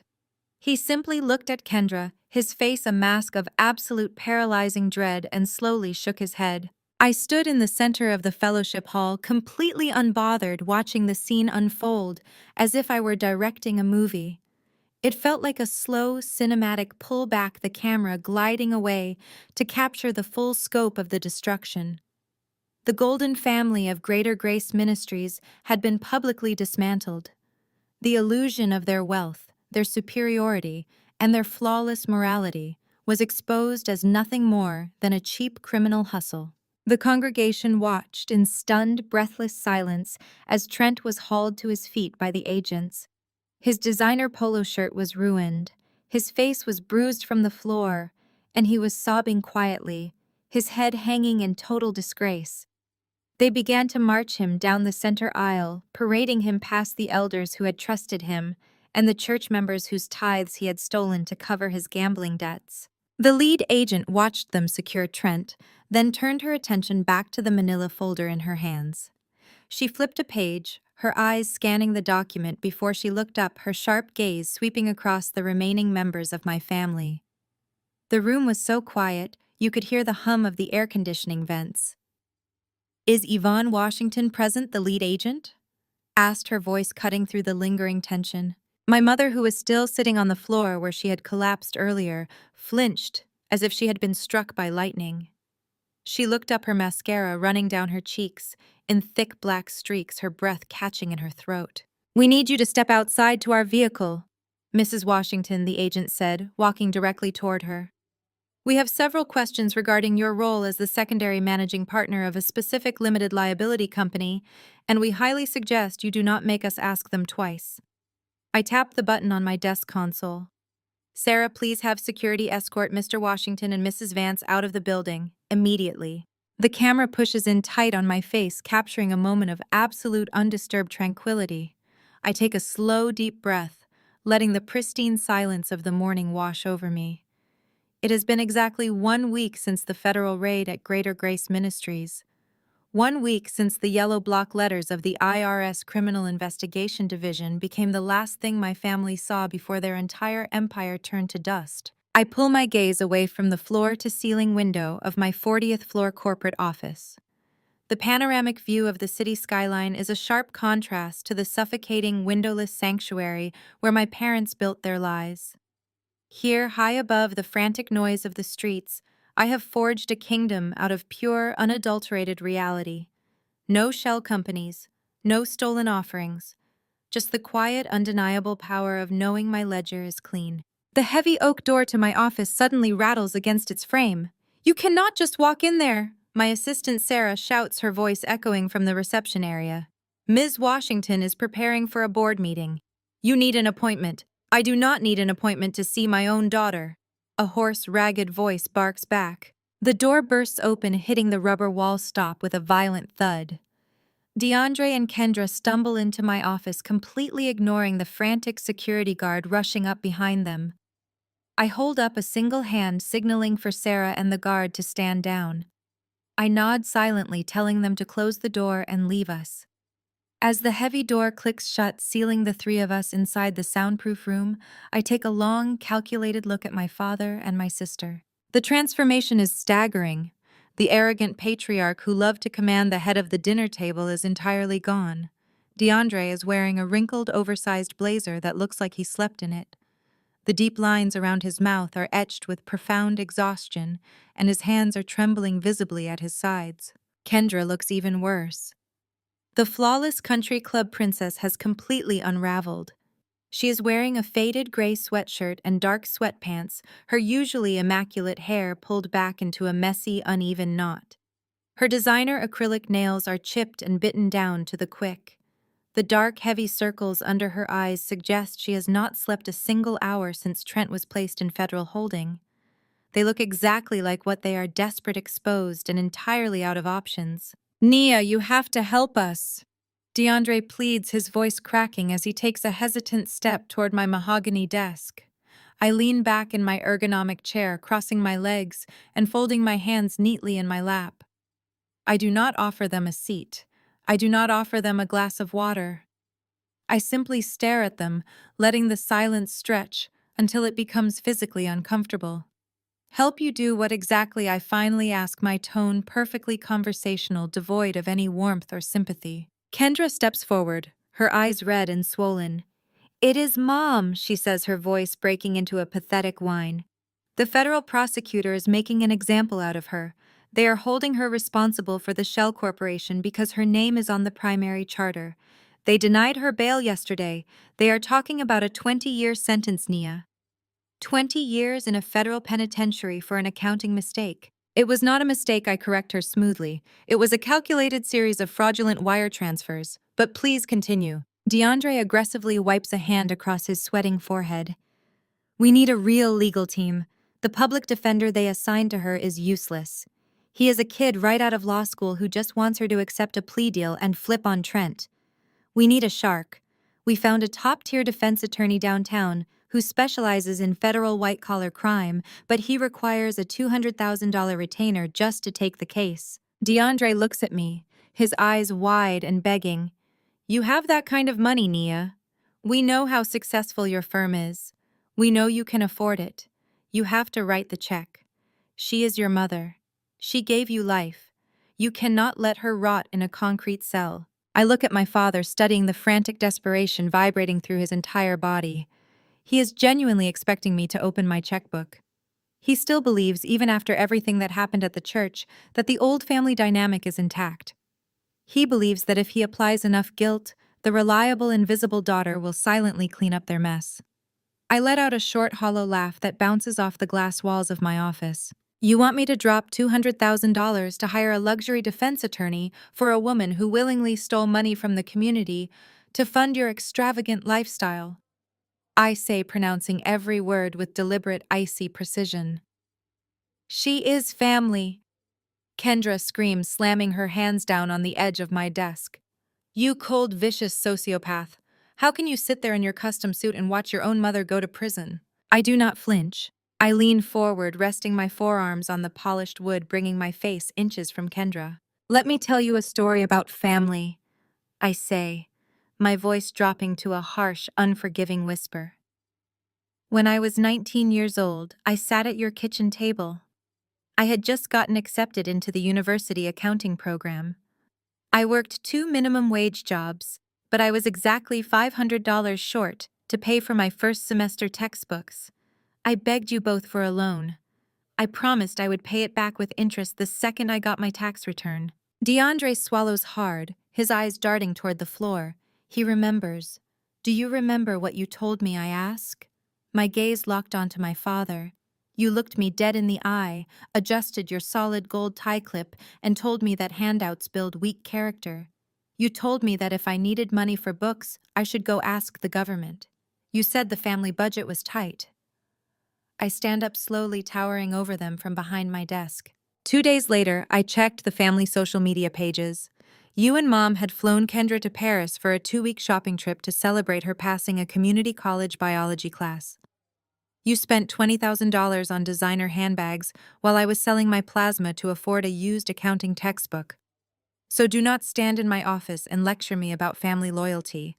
You burned that bridge a decade ago. "Nia, please." DeAndre begs, actual tears spilling over his eyelashes. "We were wrong. We were stupid and blind, but we are begging you now. I told you to ask the government for textbooks." I reply, my voice echoing with finality. "So I suggest you go ask the government for a public defender. My money is staying exactly where it belongs." DeAndre's face collapses. He turns away, letting out a shattered, hopeless groan. But Kendra does not retreat. Instead of shrinking away, a terrifying feral panic washes over her face. She grabs the edge of my desk again, her knuckles turning white. "It is not just about the lawyer." Nia, Kendra gasps, her chest heaving as the remaining air leaves her lungs. "The feds seized all of Trent's assets. They froze his accounts, his investment portfolios, everything." I raise an eyebrow, thoroughly unamused. That is standard procedure for federal wire fraud. Why does that matter to you right now? Because he lied to us. Kendra screams, her voice cracking, as the full devastating reality of her situation spills out. Trent did not just gamble away the church money, he leveraged everything. To get the capital for his initial bets, he secretly put up collateral. He used the LLC that Mom signed for to take out a massive commercial loan. Kendra stares at me, her eyes wide with absolute primal terror. Because of the asset seizure, the commercial loan instantly defaulted. Kendra whispers, her voice trembling so violently I can barely hear her. The bank called in the debt this morning. They are foreclosing on Mom and Dad house in exactly 48 hours. They are taking the property, Nia. We are going to be completely homeless. The camera tracks in a slow, deliberate arc around my desk, capturing the absolute pathetic reality of my family standing in my pristine corporate sanctuary. Kendra is shaking her breath, catching in sharp, ragged gasps as she waits for me to absorb the magnitude of her confession. The threat of homelessness is her ultimate trump card. She expects me to gasp, to stand up, to instantly revert to the obedient sister who fixes every disaster to keep the family name intact. She expects me to panic at the thought of our parents being thrown out onto the street. Instead, I simply pick up a silver pen, tap it once against a stack of quarterly reports, and set it down. You used your own parents' home as collateral for a high-risk commercial loan without telling them, I state, clarifying the sheer scale of Trent financial treason. And now the bank is calling in the note. That sounds like a catastrophic legal failure, Kendra. I highly recommend you start looking for moving boxes. DeAndre slams his hand flat against the surface of my desk. The loud smack makes Kendra flinch, but I do not blink. My father leans forward, his chest heaving, his eyes wild with a mixture of terror and furious entitlement. He cannot fathom my indifference. He cannot compute that his command is no longer the law of my universe. You are going to pay off that mortgage right now, DeAndre demands, his voice trembling with a toxic blend of rage and desperation. I know what you make, Nia. I know what this firm is worth. You can wire the funds to the bank today and stop the foreclosure. You are going to fix this. I look at the hand he slammed on my desk, then slowly trail my gaze up to his sweating, desperate face. I am going to fix this, I repeat, letting the sheer absurdity of his command hang in the chilled air of my office. Yes, DeAndre barks, stepping closer, attempting to physically intimidate me by looming over the desk. You owe us. We gave you life. We put a roof over your head. We raised you. You are our flesh and blood, and you have an absolute obligation to protect this family. You are going to write that check, because without us, you would be absolutely nothing. You owe us everything. I push my chair back, the wheels gliding smoothly over the hardwood floor, and stand up. I am not a teenager anymore.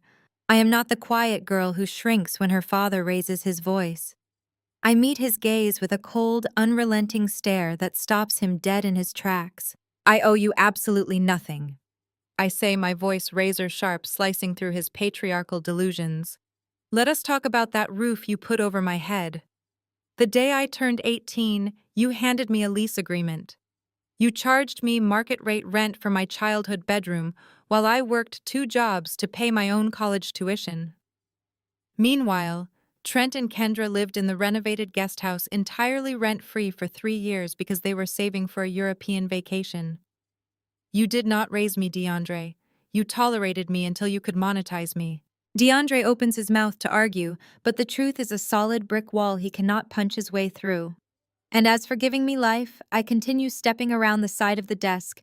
You have spent the last decade trying to drain it out of me to subsidize your fake country club existence. You allowed your son-in-law to embezzle money from the people who trusted you. You let my mother become an accessory to federal fraud. You brought this entirely on yourselves. Kendra begins to sob, openly now, sinking into one of the leather guest chairs, burying her face in her hands. We have nowhere to go, she wails. The feds took our accounts. The credit cards are declined. If the bank takes the house on Friday, Mom and Dad will be on the street. I have a child, Nia. You cannot just let us be homeless. I walk over to the sleek built-in filing cabinet against the far wall of my office. I open the top drawer and pull out a thick, legal-sized document bound in a blue cover. I carry it back to my desk and slide it across the polished mahogany. It comes to a stop right in front of DeAndre. I am not going to let you be homeless on Friday, I say quietly. DeAndre lets out a massive, shuddering breath of relief. His shoulders drop. Kendra looks up, wiping her running mascara, a faint glimmer of hope returning to her eyes. They think they have won. They think the reliable bleeding heart daughter has finally caved to the family guilt trip. I point to the document. I am going to buy the debt. I explain, my tone shifting into pure business. I have already drafted the paperwork with my legal team. I will wire the exact amount of the defaulted commercial loan to the bank by 5 o'clock this evening. The foreclosure process will be immediately halted.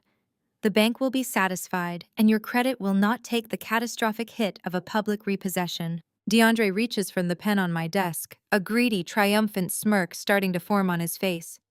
I knew you would do the right thing, he says, his arrogance instantly regenerating. I will sign whatever bank release you need. I place my hand flat over the document before he can grab it. It is not a bank release, I clarify, staring directly into his eyes. It is a buyout agreement and a complete transfer of deed. DeAndre freezes, the pen hovering in mid-air.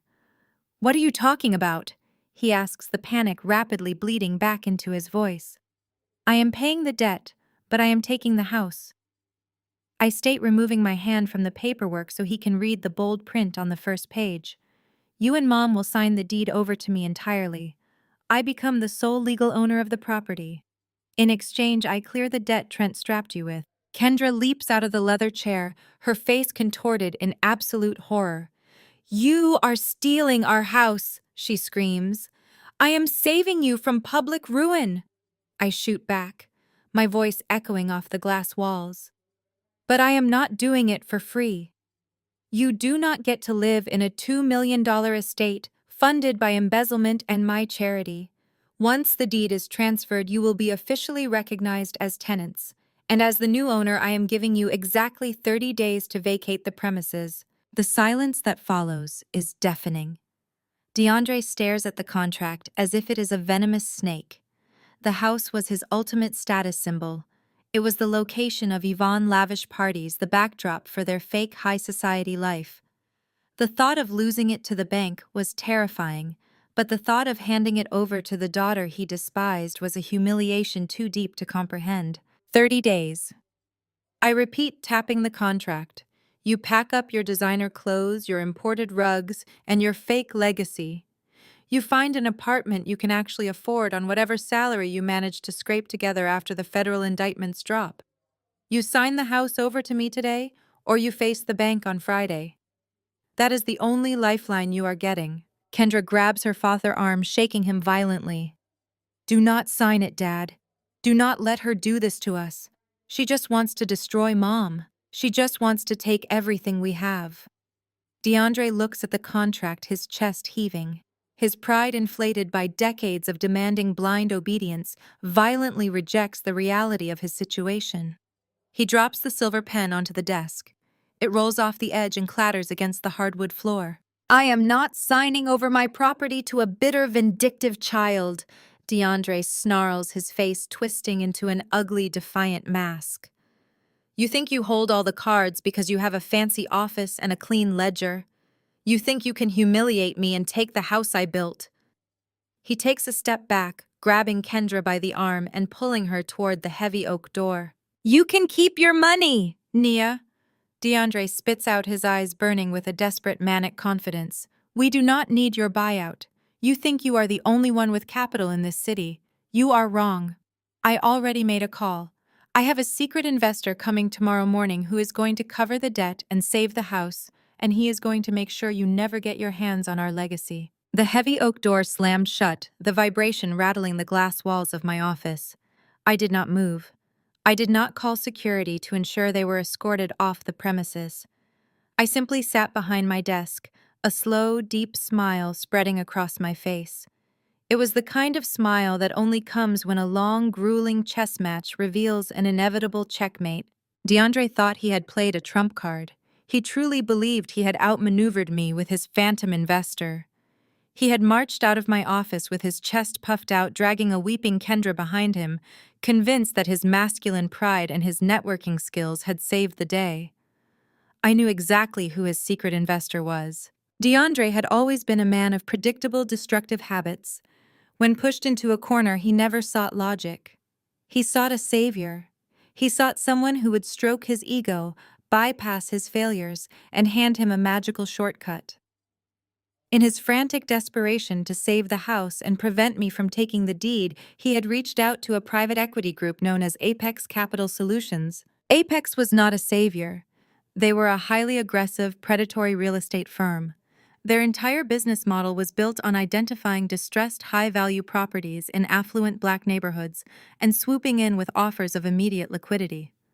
They targeted families exactly like mine, people drowning in sudden financial disaster who were too proud, too panicked, or too legally illiterate to read the fine print. DeAndre probably found them through one of his country club buddies, a man who likely received a massive kickback for the referral. Apex promised exactly what my father wanted to hear. They promised rapid debt relief. They promised to pay off the commercial loan Trent had defaulted on, keeping the bank at bay and keeping DeAndre's name on the mailbox. They sold him the illusion of total control. What they actually delivered was a financial death sentence. The contracts Apex used were notoriously toxic. They offered a short-term bridge loan with an astronomical compounding interest rate. Embedded deep within the 50 pages of legal jargon was a strict, unyielding clause. If the homeowner missed a single payment, or if the firm discovered any other outstanding legal liabilities connected to the signers, the deed automatically transferred to the firm without a protracted foreclosure process. It was a legal snare designed to strip generational wealth from desperate people in a matter of months. DeAndre would never read those 50 pages. He would only see the check that kept the bank away for one more day. He would sign his life away just to prove he did not need his daughter's help. He would gleefully walk into a trap rather than accept a life raft from the child he had spent 3 decades underestimating. But the most beautiful poetic layer of his absolute destruction was a fact completely hidden from the public record. 2 years ago, my own investment firm had executed a quiet, hostile takeover of the parent conglomerate that owned Apex Capital Solutions. I was the majority shareholder. I sat on the executive board. I literally owned the company my father was begging to save him. I had acquired the conglomerate specifically to dismantle those exact predatory practices from the inside. I had spent the last 24 months restructuring their assets to create ethical community-building funds. However, I had intentionally left a few of the old aggressive contract structures active for extremely specific, highly targeted corporate acquisitions. I never expected my own father to willingly swim right into my corporate net. I turned my chair around to face the floor-to-ceiling window, looking out over the sprawling city skyline. The vindication tasted sweeter than anything I had ever experienced. For years, I had watched DeAndre prioritize the appearance of wealth over the reality of ownership. He bought luxury cars on terrible leases. He funded Yvonne massive, unnecessary galas on credit. He always chose the shiny pen and the feeling of being a boss over the actual hard work of securing his family future. His pride was his ultimate vulnerability, and I had just weaponized it against him. Kendra was no better. As they walked out of my office, I knew exactly what she was doing. She was hyping him up. She was telling him how strong he was, how smart he was for finding another way. She was enabling his delusion because the alternative meant facing the reality that her husband was a federal criminal and her mother was sitting in a concrete cell. They were two drowning people convincing each other that the anchor they were holding was a life preserver. I spent the rest of the day in a state of absolute undisturbed focus. I reviewed quarterly reports. I approved 2 acquisitions. I drank my coffee and enjoyed the pristine silence of an office completely devoid of my family toxic demands. I knew exactly what was happening across town. DeAndre was sitting in a plush leather chair in a downtown high-rise drinking complimentary sparkling water, listening to a slick loan officer stroke his ego. He was signing his name on dozens of little sticky tabs, trading his entire legacy for a temporary illusion of victory. The next morning arrived crisp and bright. I sat at my mahogany desk, the city, waking up far below my window. I did not have a single meeting scheduled for the first hour of the day.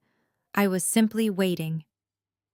At exactly 9:15, the secure line on my desk console lit up. I reached out and pressed the speaker button. Nia, it is Marcus. The voice of my lead broker at the parent company echoed through the quiet office. Good morning, Marcus, I replied, my voice perfectly steady. Do you have an update on the distressed asset portfolio? Yes, he said, a hint of professional satisfaction in his tone. The bridge loan paperwork for the Washington estate was just finalized and processed. DeAndre Washington signed the predatory contract 5 minutes ago. The deed transfer clause is fully active. You officially own the debt. I let the words wash over me, a profound sense of satisfaction settling deep into my bones. Marcus' tone was strictly professional, but I could hear the faint trace of disbelief in his voice. He had brokered hundreds of deals for Apex Capital Solutions, but even he was stunned by the sheer velocity of my father's absolute financial surrender. Send me the executed documents immediately. I instructed, my eyes locked on the glittering skyline outside my window. Did he have independent counsel review the terms before signing? Not a chance, Marcus replied, the sound of keyboard clicking echoing through the speakerphone. He walked in alone. He was sweating, pacing the lobby, demanding we expedite the funds to satisfy the bank deadline. Our loan officers handed him the standard distressed property package. It is 52 pages of the most aggressive collateral forfeiture language legally permissible in this state. He did not read a single paragraph. He just flipped to the signature tabs and signed his name 27 times. The funds were wired directly to the commercial lender to cover the defaulted loan, and the quitclaim deed was instantly executed. I leaned forward, resting my elbows on the polished mahogany. He executed the quitclaim. Yes, Marcus confirmed. Because the debt he was covering was already in active default, the bridge loan automatically triggered the immediate possession clause. He waived the standard 30-day grace period. He waived his right to a foreclosure hearing. He waived his right to an eviction notice. By trying to outsmart your 30-day buyout offer, he signed away every single tenant protection he had left. The house belongs to the firm Nia. And as the majority shareholder, the house belongs to you. You have immediate, uncontested legal possession of the property. File the deed with the county clerk right now. I ordered, my voice steady and cold. I want it on the public record before lunch.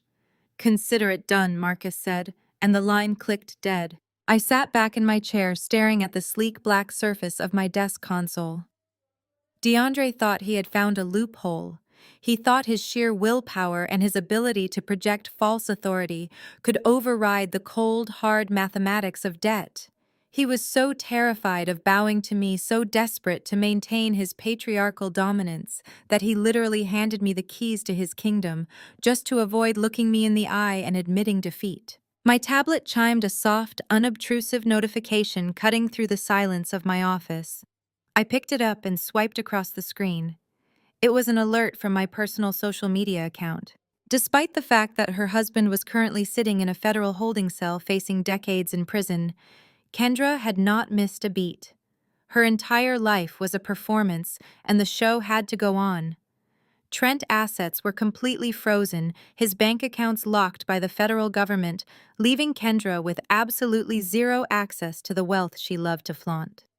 She had packed her designer luggage in the middle of the night and fled back to the safety of our parents' estate, slipping seamlessly back into her childhood bedroom as if she were a teenager home for the summer. I tapped on her profile, opening her latest Instagram story. The image filled my screen in high definition. Kendra was lounging on the expansive sun-drenched patio of the estate. She was wearing an oversized cashmere sweater, holding a crystal flute of orange juice and champagne. Her hair was perfectly styled, her makeup flawless, completely masking the hysterical, sobbing mess she had been just 24 hours earlier in my office. The massive manicured garden stretched out behind her, a symbol of generational wealth that was entirely fabricated. She was smiling at the camera, a smug, self-satisfied grin that radiated pure entitlement. She had plastered a caption across the bottom of the photo in elegant cursive font. God always provides for his favorites. I stared at the image, a slow, quiet laugh building in my chest. The sheer audacity of her delusion was almost breathtaking. She truly believed they had won. She believed that DeAndre's magic trick with the secret investor had saved their lavish lifestyle. She was posting this to reassure her country club friends, to control the narrative, to project an aura of unbothered luxury, while her husband was being fitted for a bright orange jumpsuit. She thought the estate was her fortress, a permanent sanctuary shielded from the consequences of their collective greed. She had no idea that the ground she was sitting on had already been sold out from under her. She had no idea that God had absolutely nothing to do with saving that house. Apex Capital Solutions had saved the house from the bank, and I was Apex Capital Solutions. I tapped the screen, closing the application, and set the tablet face down on my desk. The time for negotiations, ultimatums, and family meetings was officially over. I had offered them a clean exit. I had offered them 30 days to pack up their dignity and leave quietly. They rejected my grace. They chose to play a high-stakes game of corporate roulette, and they lost everything. I pressed the intercom button. "Sarah, cancel all my afternoon meetings." "Of course, Ms. Washington," my assistant replied instantly. "Is there anything else you need?" "No," I said, standing up from my chair. "I am taking the rest of the day to handle a personal real estate matter." I walked over to the private closet tucked into the corner of my office. I opened the door and pulled out my favorite tailored coat, a sharp, structured piece of midnight black wool that felt like armor. I slipped it on, adjusting the collar, feeling the heavy, expensive fabric settle perfectly over my shoulders. I was not going to send a property manager to handle this. I was not going to send a team of lawyers to deliver the news. I was going to do this myself. I walked back to my desk. Sitting perfectly centered on the polished wood, right next to the glowing screen of my tablet, was a small, heavy velvet pouch. Marcus had couriered it over first thing this morning, anticipating the rapid execution of the contract. I reached out and opened the pouch, tipping the contents into the palm of my hand. A set of freshly cut, gleaming brass keys tumbled out, catching the light from the massive window. They were the master keys to the estate. My estate. I closed my fingers around the cold metal, feeling the sharp, jagged edges bite into my skin. It was the physical weight of total victory. I dropped the keys into the deep pocket of my coat, turned on my heel, and walked out of the office. The camera tracked smoothly in front of me, moving backward at the exact measured pace of my stride as I crossed the marble expanse of the corporate lobby. The mid-morning sun slices through the towering glass atrium, but I barely register the warmth. My mind is operating at absolute zero. The valet brings my car around, and I slide into the low, tailored leather seat of my brand-new obsidian black Porsche. I did not buy this vehicle to impress my family. I bought it because I earned it with clean money, tireless nights, and a ruthless efficiency that my father could never comprehend. The engine roars to life, a deep guttural growl that perfectly matches the fierce anticipation vibrating in my chest. The drive to the suburbs takes exactly 42 minutes. I know the route blindly. For years, I drove this exact path, feeling a familiar, heavy dread settling into my stomach. This was the road that led back to the suffocating theater of the Washington family. It led back to a house where my accomplishments were constantly diminished, where my work ethic was mocked, and where my bank account was viewed as a permanent emergency fund for my parents' catastrophic decisions. Today, the dread is entirely gone. The tree-lined streets of the affluent neighborhood blur past my windows, looking less like a daunting fortress and more like a simple monopoly board I have just conquered. I turn onto the private, winding road that leads to the estate. The massive wrought iron gates are wide open, a glaring symbol of my father's arrogant assumption of safety. The estate itself looms at the end of the circular driveway. It is a ridiculous, sprawling monument to false prosperity, complete with imported Grecian columns, a heavy slate roof, and a tiered fountain in the center of the motor court. It is the house where DeAndre played king and Yvonne played queen, funded by stolen church offerings and fraudulent commercial loans. As I pull the Porsche into the driveway, the tires crunching softly against the pristine gravel, I immediately spot her. Kendra is sitting on the sweeping front porch. She is perched on a plush white wicker lounge chair, bathed in the late morning sun. She is wearing oversized designer sunglasses and holding a tall, sweating glass of iced tea. From a distance, she looks like a magazine advertisement for generational wealth. But as I cut the engine and step out of the car, the illusion begins to fracture. I slam the heavy car door shut. The sharp sound echoes across the quiet estate, startling a flock of birds from the manicured oak trees. Kendra lowers her iced tea. I can see her posture stiffen, the faux relaxation instantly evaporating.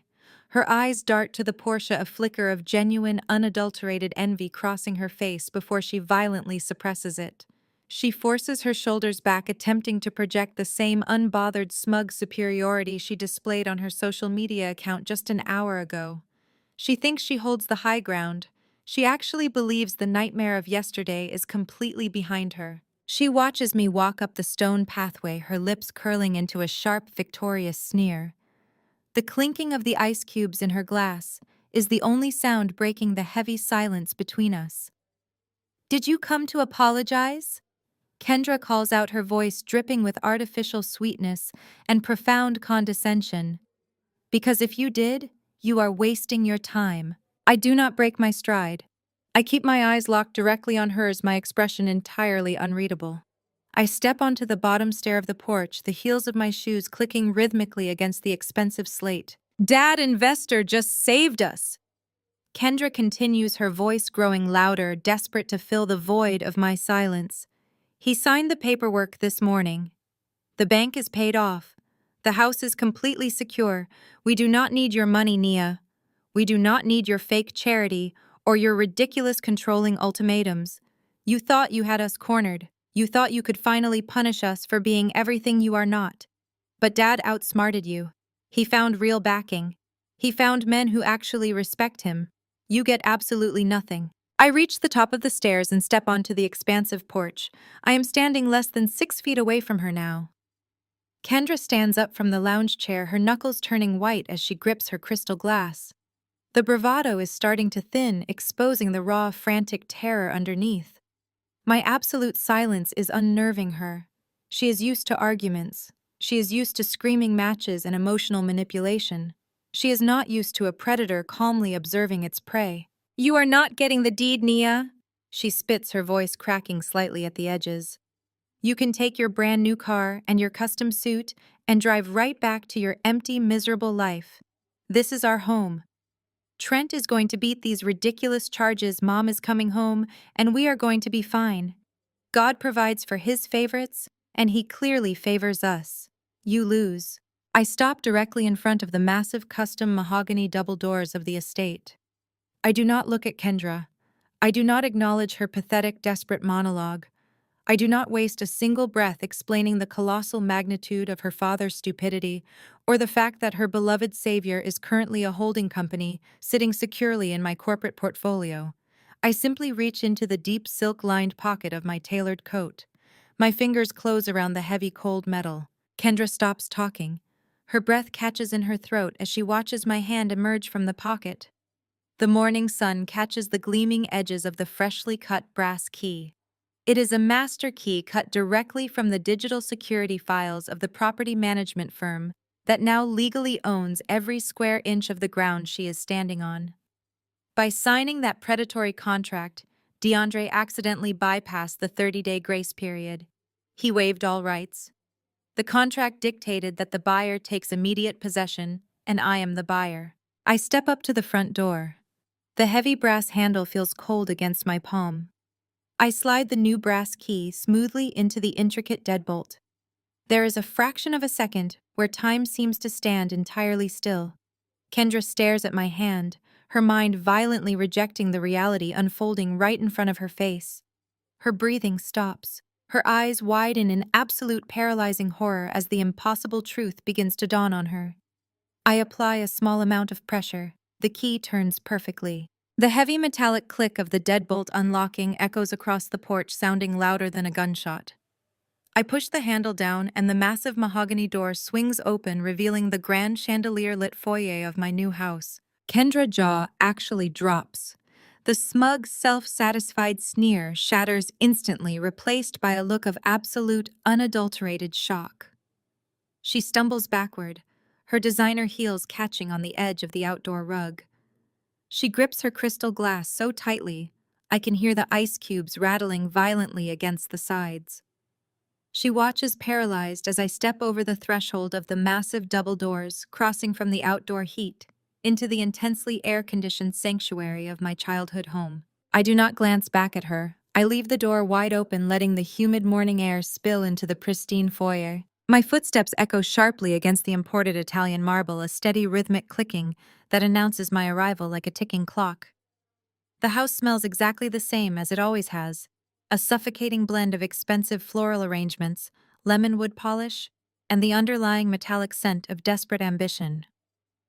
It is a house built on lies, maintained by fraud, and decorated with the stolen faith of a congregation. And now every single square foot of it belongs entirely to me. I walk past the sweeping spiral staircase and head straight toward the main living room.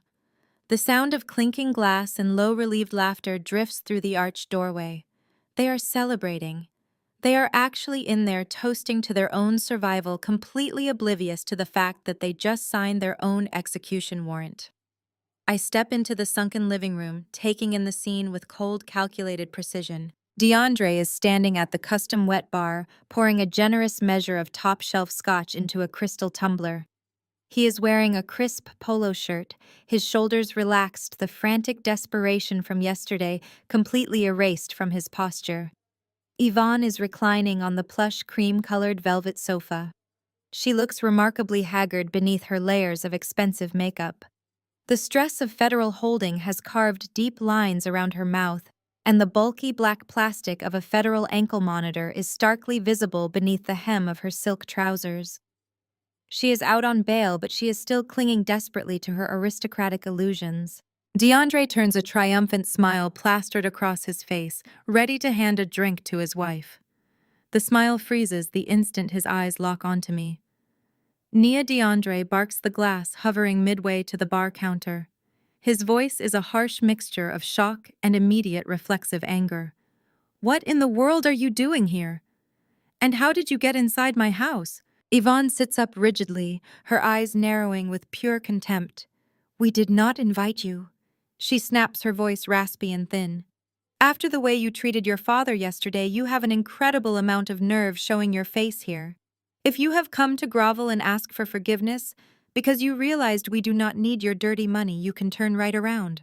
Your father handled the situation. We are fine. We are perfectly fine." I do not answer immediately. I take my time. I walk slowly into the center of the room, my eyes sweeping over the vaulted ceilings, the original artwork hanging on the walls, the massive stone fireplace. I walk directly to the center of the room and stand over the enormous custom glass coffee table. DeAndre steps out from behind the bar, his face flushing red with indignation. "I asked you a question, Nia. You are trespassing. I will call security and have you physically removed if you do not explain yourself right now." I reach into the inner pocket of my tailored coat. I pull out the thick, blue-bound legal document that Marcus couriered to my office. I hold it in the air for just a fraction of a second, letting them see the embossed seal of Apex Capital Solutions on the cover before I let it go. It drops onto the glass coffee table with a heavy, definitive thud. The sound silences the room completely. "There is no secret investor, Dad," I say, my voice perfectly level, devoid of any anger or malice. "It is simply a statement of absolute, irrefutable fact." DeAndre stares at the blue folder, a deep, sudden confusion wrinkling his forehead. "What are you talking about?" he demands, trying to maintain his authoritative tone, though a slight tremor betrays his rising panic. "I signed the paperwork this morning. The funds were wired, the bank was paid off, the debt is clear." "The bank was paid off," I confirm smoothly, clasping my hands in front of me. "Because I paid them. I bought the debt." Yvonne lets out a sharp, derisive scoff. "Do not be ridiculous, Nia. DeAndre went through Apex Capital. It is a massive private equity firm. We saw the portfolio. We saw the corporate backing. You do not have that kind of capital. You are just an accountant." I shift my gaze to my mother, staring at the woman who spent my entire life making me feel completely invisible. I am the majority shareholder of the parent conglomerate that owns Apex Capital Solutions, I state. Watching the words physically strike her. I acquired the firm 2 years ago. I sit on the executive board. I own the LLC that drafted your bridge loan. The color drains from DeAndre's face in one sudden, terrifying rush. He looks as though all the oxygen has been violently sucked out of his lungs. He lunges toward the coffee table and snatches the blue folder. His hands are shaking so badly he can barely flip the pages open. He stares at the bold print, at the notarized stamps, at his own frantic, desperate signatures scrawled across the bottom of the quitclaim deed. When you signed that contract this morning, I continue, my voice slicing through his rising panic like a scalpel, you triggered the immediate possession clause. You waived the 30-day grace period. You waived your right to a foreclosure hearing. You bypassed every single tenant protection law in the state of Washington because you were too arrogant to read the fine print. DeAndre stumbles backward, the backs of his knees hitting the edge of a leather armchair. He collapses into it, the heavy legal document slipping from his trembling fingers and landing on the floor. No, he whispers, his voice entirely broken. No, they said it was a bridge loan. They said it was temporary capital to satisfy the commercial lien. They told you exactly what you wanted to hear because they knew you were desperate, I reply, stepping closer, towering over him, just as he had towered over me my entire life. You thought you could outsmart me. You thought you could find a magic shortcut to save your fraudulent empire and keep your pride intact. Instead, you signed the deed directly over to my firm. You handed me the keys to the kingdom just to avoid asking me for help. Yvonne is hyperventilating now, her hand clutching her chest. She looks frantically from DeAndre to me, the reality of her nightmare finally tearing through her delusions. She is out on federal bail, her son is facing prison, and now the daughter she treated like absolute garbage is standing in her living room holding the deed to her life. You cannot do this! Yvonne gasps, her voice escalating into a shrill, hysterical pitch. We are your parents, Nia. We raised you. You cannot throw us out on the street. This is our home. I look around the lavish room, a cold, empty smile touching the corners of my mouth. It is not your home, Yvonne, I say softly. It is my asset, and I do not retain toxic assets in my portfolio. Kendra finally creeps into the living room, standing frozen near the entryway, her arms wrapped tightly around her stomach as she watches her parents' empires completely collapse. The ultimate realization hits all of them simultaneously, hanging heavily in the chilled air of the room. The quiet, invisible sister, the daughter they threw away, the girl they told to beg the government for textbook money, is now their landlord, and I have zero intention of renewing the lease. I reach into the opposite pocket of my coat. I pull out a single crisp white sheet of paper folded neatly in half. I walk over to where DeAndre is sitting, completely immobilized by his own devastating hubris. I hold the paper out to him. He does not reach for it. He just stares at it, his eyes wide and hollow. What is that? Kendra whispers from the doorway, her voice trembling with absolute dread. I drop the paper onto DeAndre's lap. Because you waived the grace period by executing the quitclaim deed. I say, my voice echoing with finality. You are officially classified as unauthorized occupants on private corporate property. That is an immediate notice to vacate. You have exactly 72 hours to clear your personal belongings and surrender the premises, or I will have the county sheriff remove you for trespassing. The heavy mahogany door swings open, revealing the grand chandelier-lit foyer of my childhood home. The immediate blast of central air conditioning washes over me, carrying the familiar, suffocating scent of lemon polish and expensive floral arrangements. I step over the threshold, pulling the newly cut brass key from the lock, and let the massive door click shut behind me. I do not bother taking off my shoes.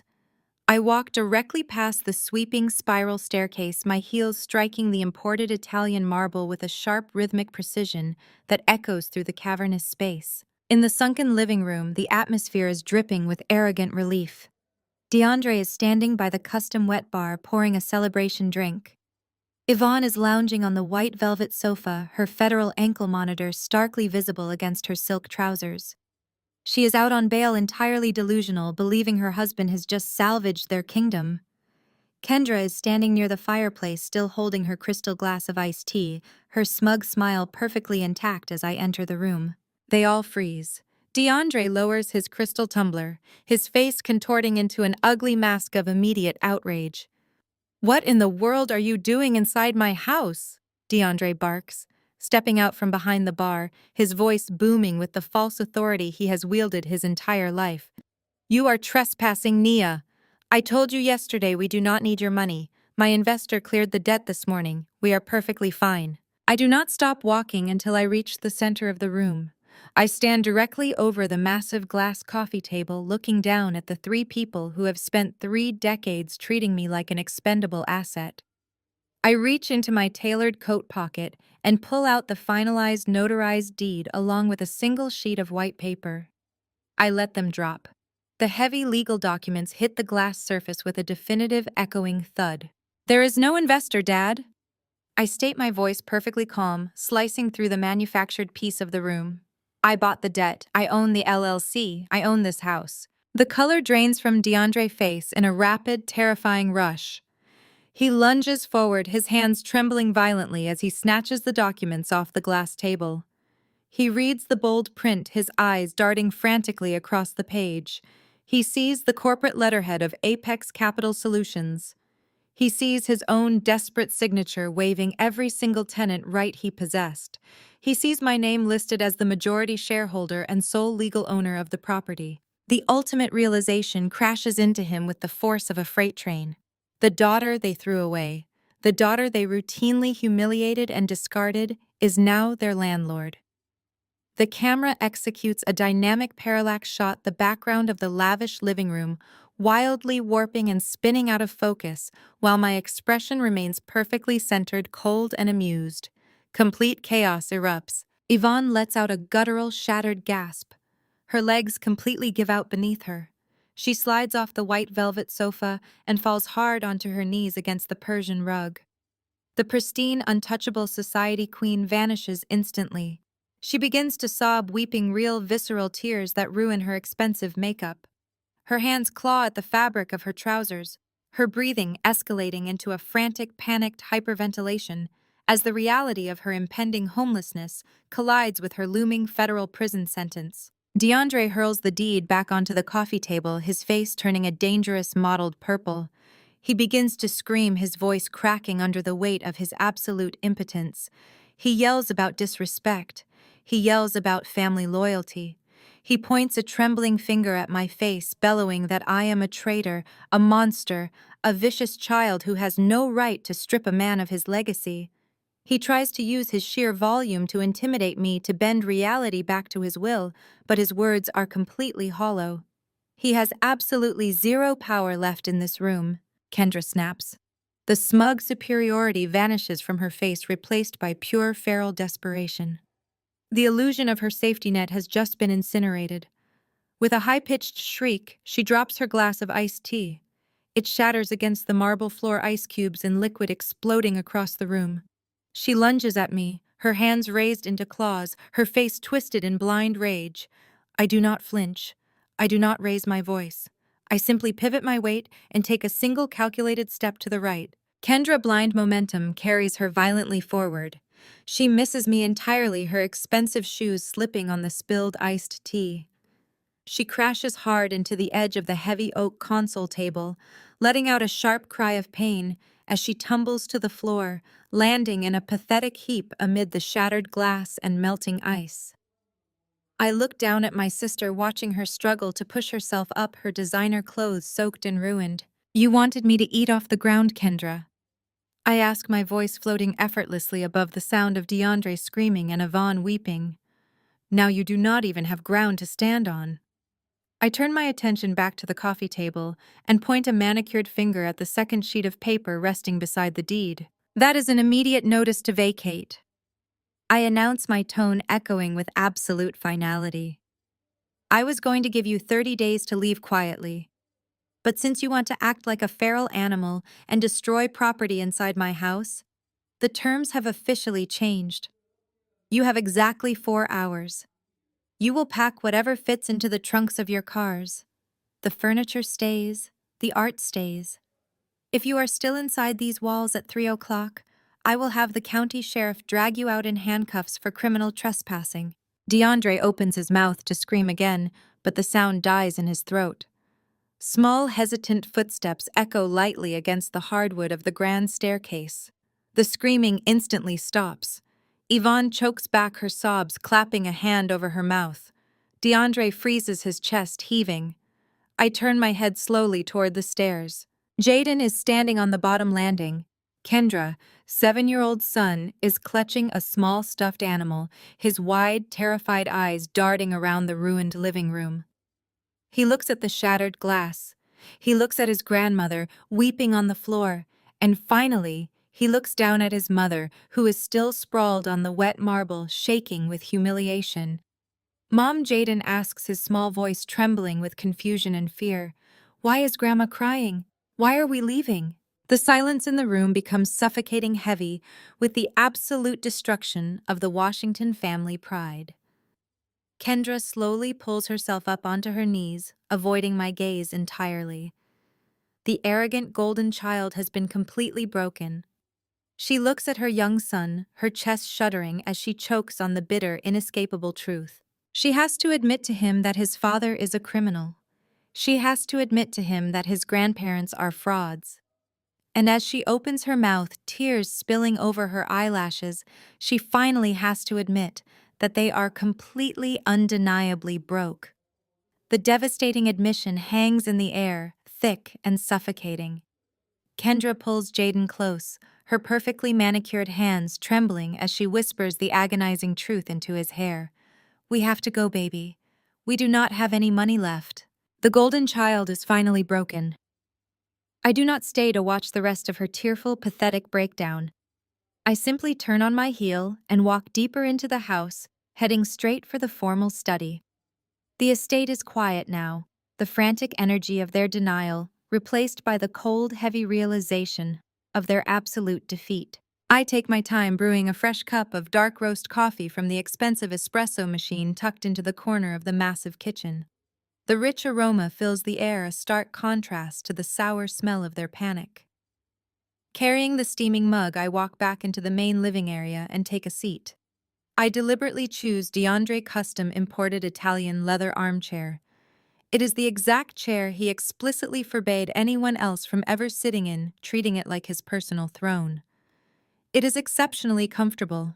From this vantage point, the wide expanse of the foyer and the open front double doors provide a perfect, unobstructed view of their total collapse.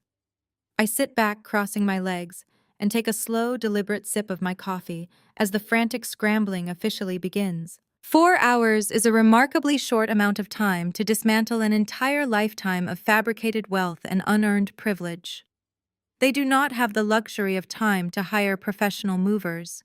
They certainly do not have the unfrozen funds to rent a climate-controlled luxury storage unit. They are reduced to utilizing whatever they can, frantically grab from the garage. Heavy-duty black plastic utility trash bags become their new designer luggage. I watch Kendra, the undisputed golden child who once mocked my choice of clothing and my relentless work ethic, hauling heavy, bulging trash bags across the pristine marble floor. She drags them out to the driveway, her face red, her breath coming in ragged gasps as she strains under the physical weight of her ruined wardrobe. Trent family, the prestigious high society dynasty she married into, with such overwhelming pride, has completely vanished. The moment Trent federal indictment hit the local news, his parents ruthlessly severed all ties, freezing Kendra out of their accounts and immediately changing the locks on their own gated estates. She is entirely alone. She is loading her remaining dignity into the trunk of her mother, 10-year-old beaten-up secondary sedan that they used to keep hidden in the very back of the garage so the neighbors would not see it. DeAndre is acting like a ghost haunting his own demise. He moves mechanically, mindlessly, throwing handfuls of custom-tailored suits into cardboard boxes. He is completely unable to look me in the eye. The booming patriarchal dominance he used to terrorize this family has been entirely eradicated by the cold, hard mechanics of corporate law. He is a broken man silenced by his own monumental greed. As the fourth hour approaches, the massive house is effectively stripped of its personal effects, leaving behind only the high-end staging furniture that now legally belongs to Apex Capital Solutions. Yvonne lingers in the doorway. She looks back at me, her face pale and drawn, the heavy black plastic of the federal ankle monitor starkly visible against her leg. The aristocratic arrogance is finally gone, replaced by a pathetic, desperate pleading that makes my stomach turn. Nia, please, Yvonne whispers, tears spilling over her cheeks and ruining her remaining makeup. You are my daughter. You cannot do this to us. Give us one last chance. Give us just a week to figure things out. We are blood. I set my coffee cup down on the glass table. The sharp clink of the ceramic echoes loudly in the vast empty room. You severed all contact, remember? I state, my voice completely devoid of a single ounce of warmth or sympathy. You made it abundantly clear that I was a disappointment, a failure, and not a part of this family. I am just honoring your wishes. Yvonne flinches violently, as if I have physically struck her across the face. She opens her mouth to speak again, searching for one last manipulation, but there is absolutely nothing left to say. She turns and walks out the door, her shoulders completely slumped, her spirit crushed. I stand up and follow them out onto the sweeping front porch. The late afternoon sun is beginning to cast long, dramatic shadows across the manicured lawn. I stand silently with my hands in my coat pockets as the beaten-up sedan sputters and coughs to life. Kendra is behind the wheel, her face hidden behind her hands as she sobs. DeAndre and Yvonne are in the back seat, staring straight ahead into a terrifying future of absolute ruin. They drive away, the sound of the struggling engine fading down the long private gravel driveway until it is completely swallowed by the silence of the estate. I stand alone on the porch, taking a deep breath of the crisp air. I reach out, grab the heavy brass handle of the massive mahogany door, and pull it shut. I slide my new brass key into the deadbolt and turn it. The heavy metallic click echoes across the empty property. It is the sound of absolute closure. It is the sound of peace. The heavy brass key felt like a permanent trophy in my palm as I locked those massive mahogany doors for the very last time, sealing away decades of manipulation and deceit. That was 6 months ago. Today, the afternoon rain is beating softly against the floor-to-ceiling windows of my own living room. It is a sleek, mid-century modern sanctuary, wrapped in warm teak wood and brushed steel, perched high above the city skyline. I am sitting in my favorite vintage lounge chair, the ambient light casting long, quiet shadows across the polished hardwood floor. The frantic screaming, the shattered crystal glass, the pathetic tears of my family on that sweeping porch. It all feels like a distant, chaotic movie I simply walked out of before the final credits rolled. I never had any intention of keeping the estate. Holding on to that sprawling, gaudy monument to DeAndre's fragile ego would have been a direct insult to my own financial principles.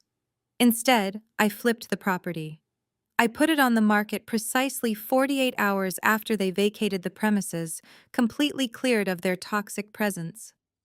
I bypassed the usual luxury real estate vultures and deliberately sold it to a brilliant, hardworking young Black family. The husband is an architect, the wife is a pediatric surgeon, and they have 3 beautiful children who now run freely across those manicured lawns. They actually earned the ground they walk on, building their wealth through genuine intellect and labor. I took the substantial profit from the rapid sale and poured every single cent back into Apex Capital Solutions, fully funding the expansion of a brand new commercial acquisitions branch. The dominoes fell exactly as the cold, hard mathematics of their crimes dictated. Trent federal trial concluded late last month. Without his high-priced defense team, which he could no longer afford, after the total asset freeze, he was swiftly convicted of multiple counts of wire fraud, conspiracy, and embezzlement. The judge showed zero leniency, handing him a definitive 8-year sentence in a federal penitentiary. Kendra reality shattered completely and irreversibly. Stripped of her exclusive country club memberships, her luxury vehicles, and her bottomless credit cards, she was violently forced to face the real world. She is currently working a retail job at a mid-tier suburban department store.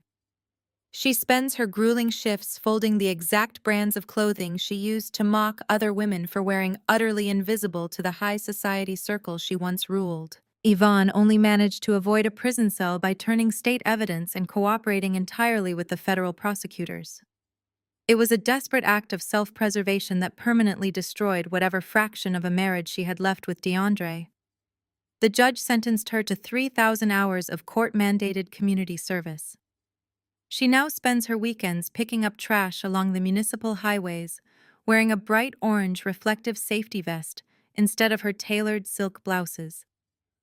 DeAndre simply faded into absolute obscurity, a broken patriarch living in a cramped rented apartment, completely stripped of the unearned authority he used to wield like a weapon. The camera slowly pushes in, tightening the frame until the sleek architectural lines of my living room fade into the periphery, leaving only my face illuminated by the soft indoor lighting.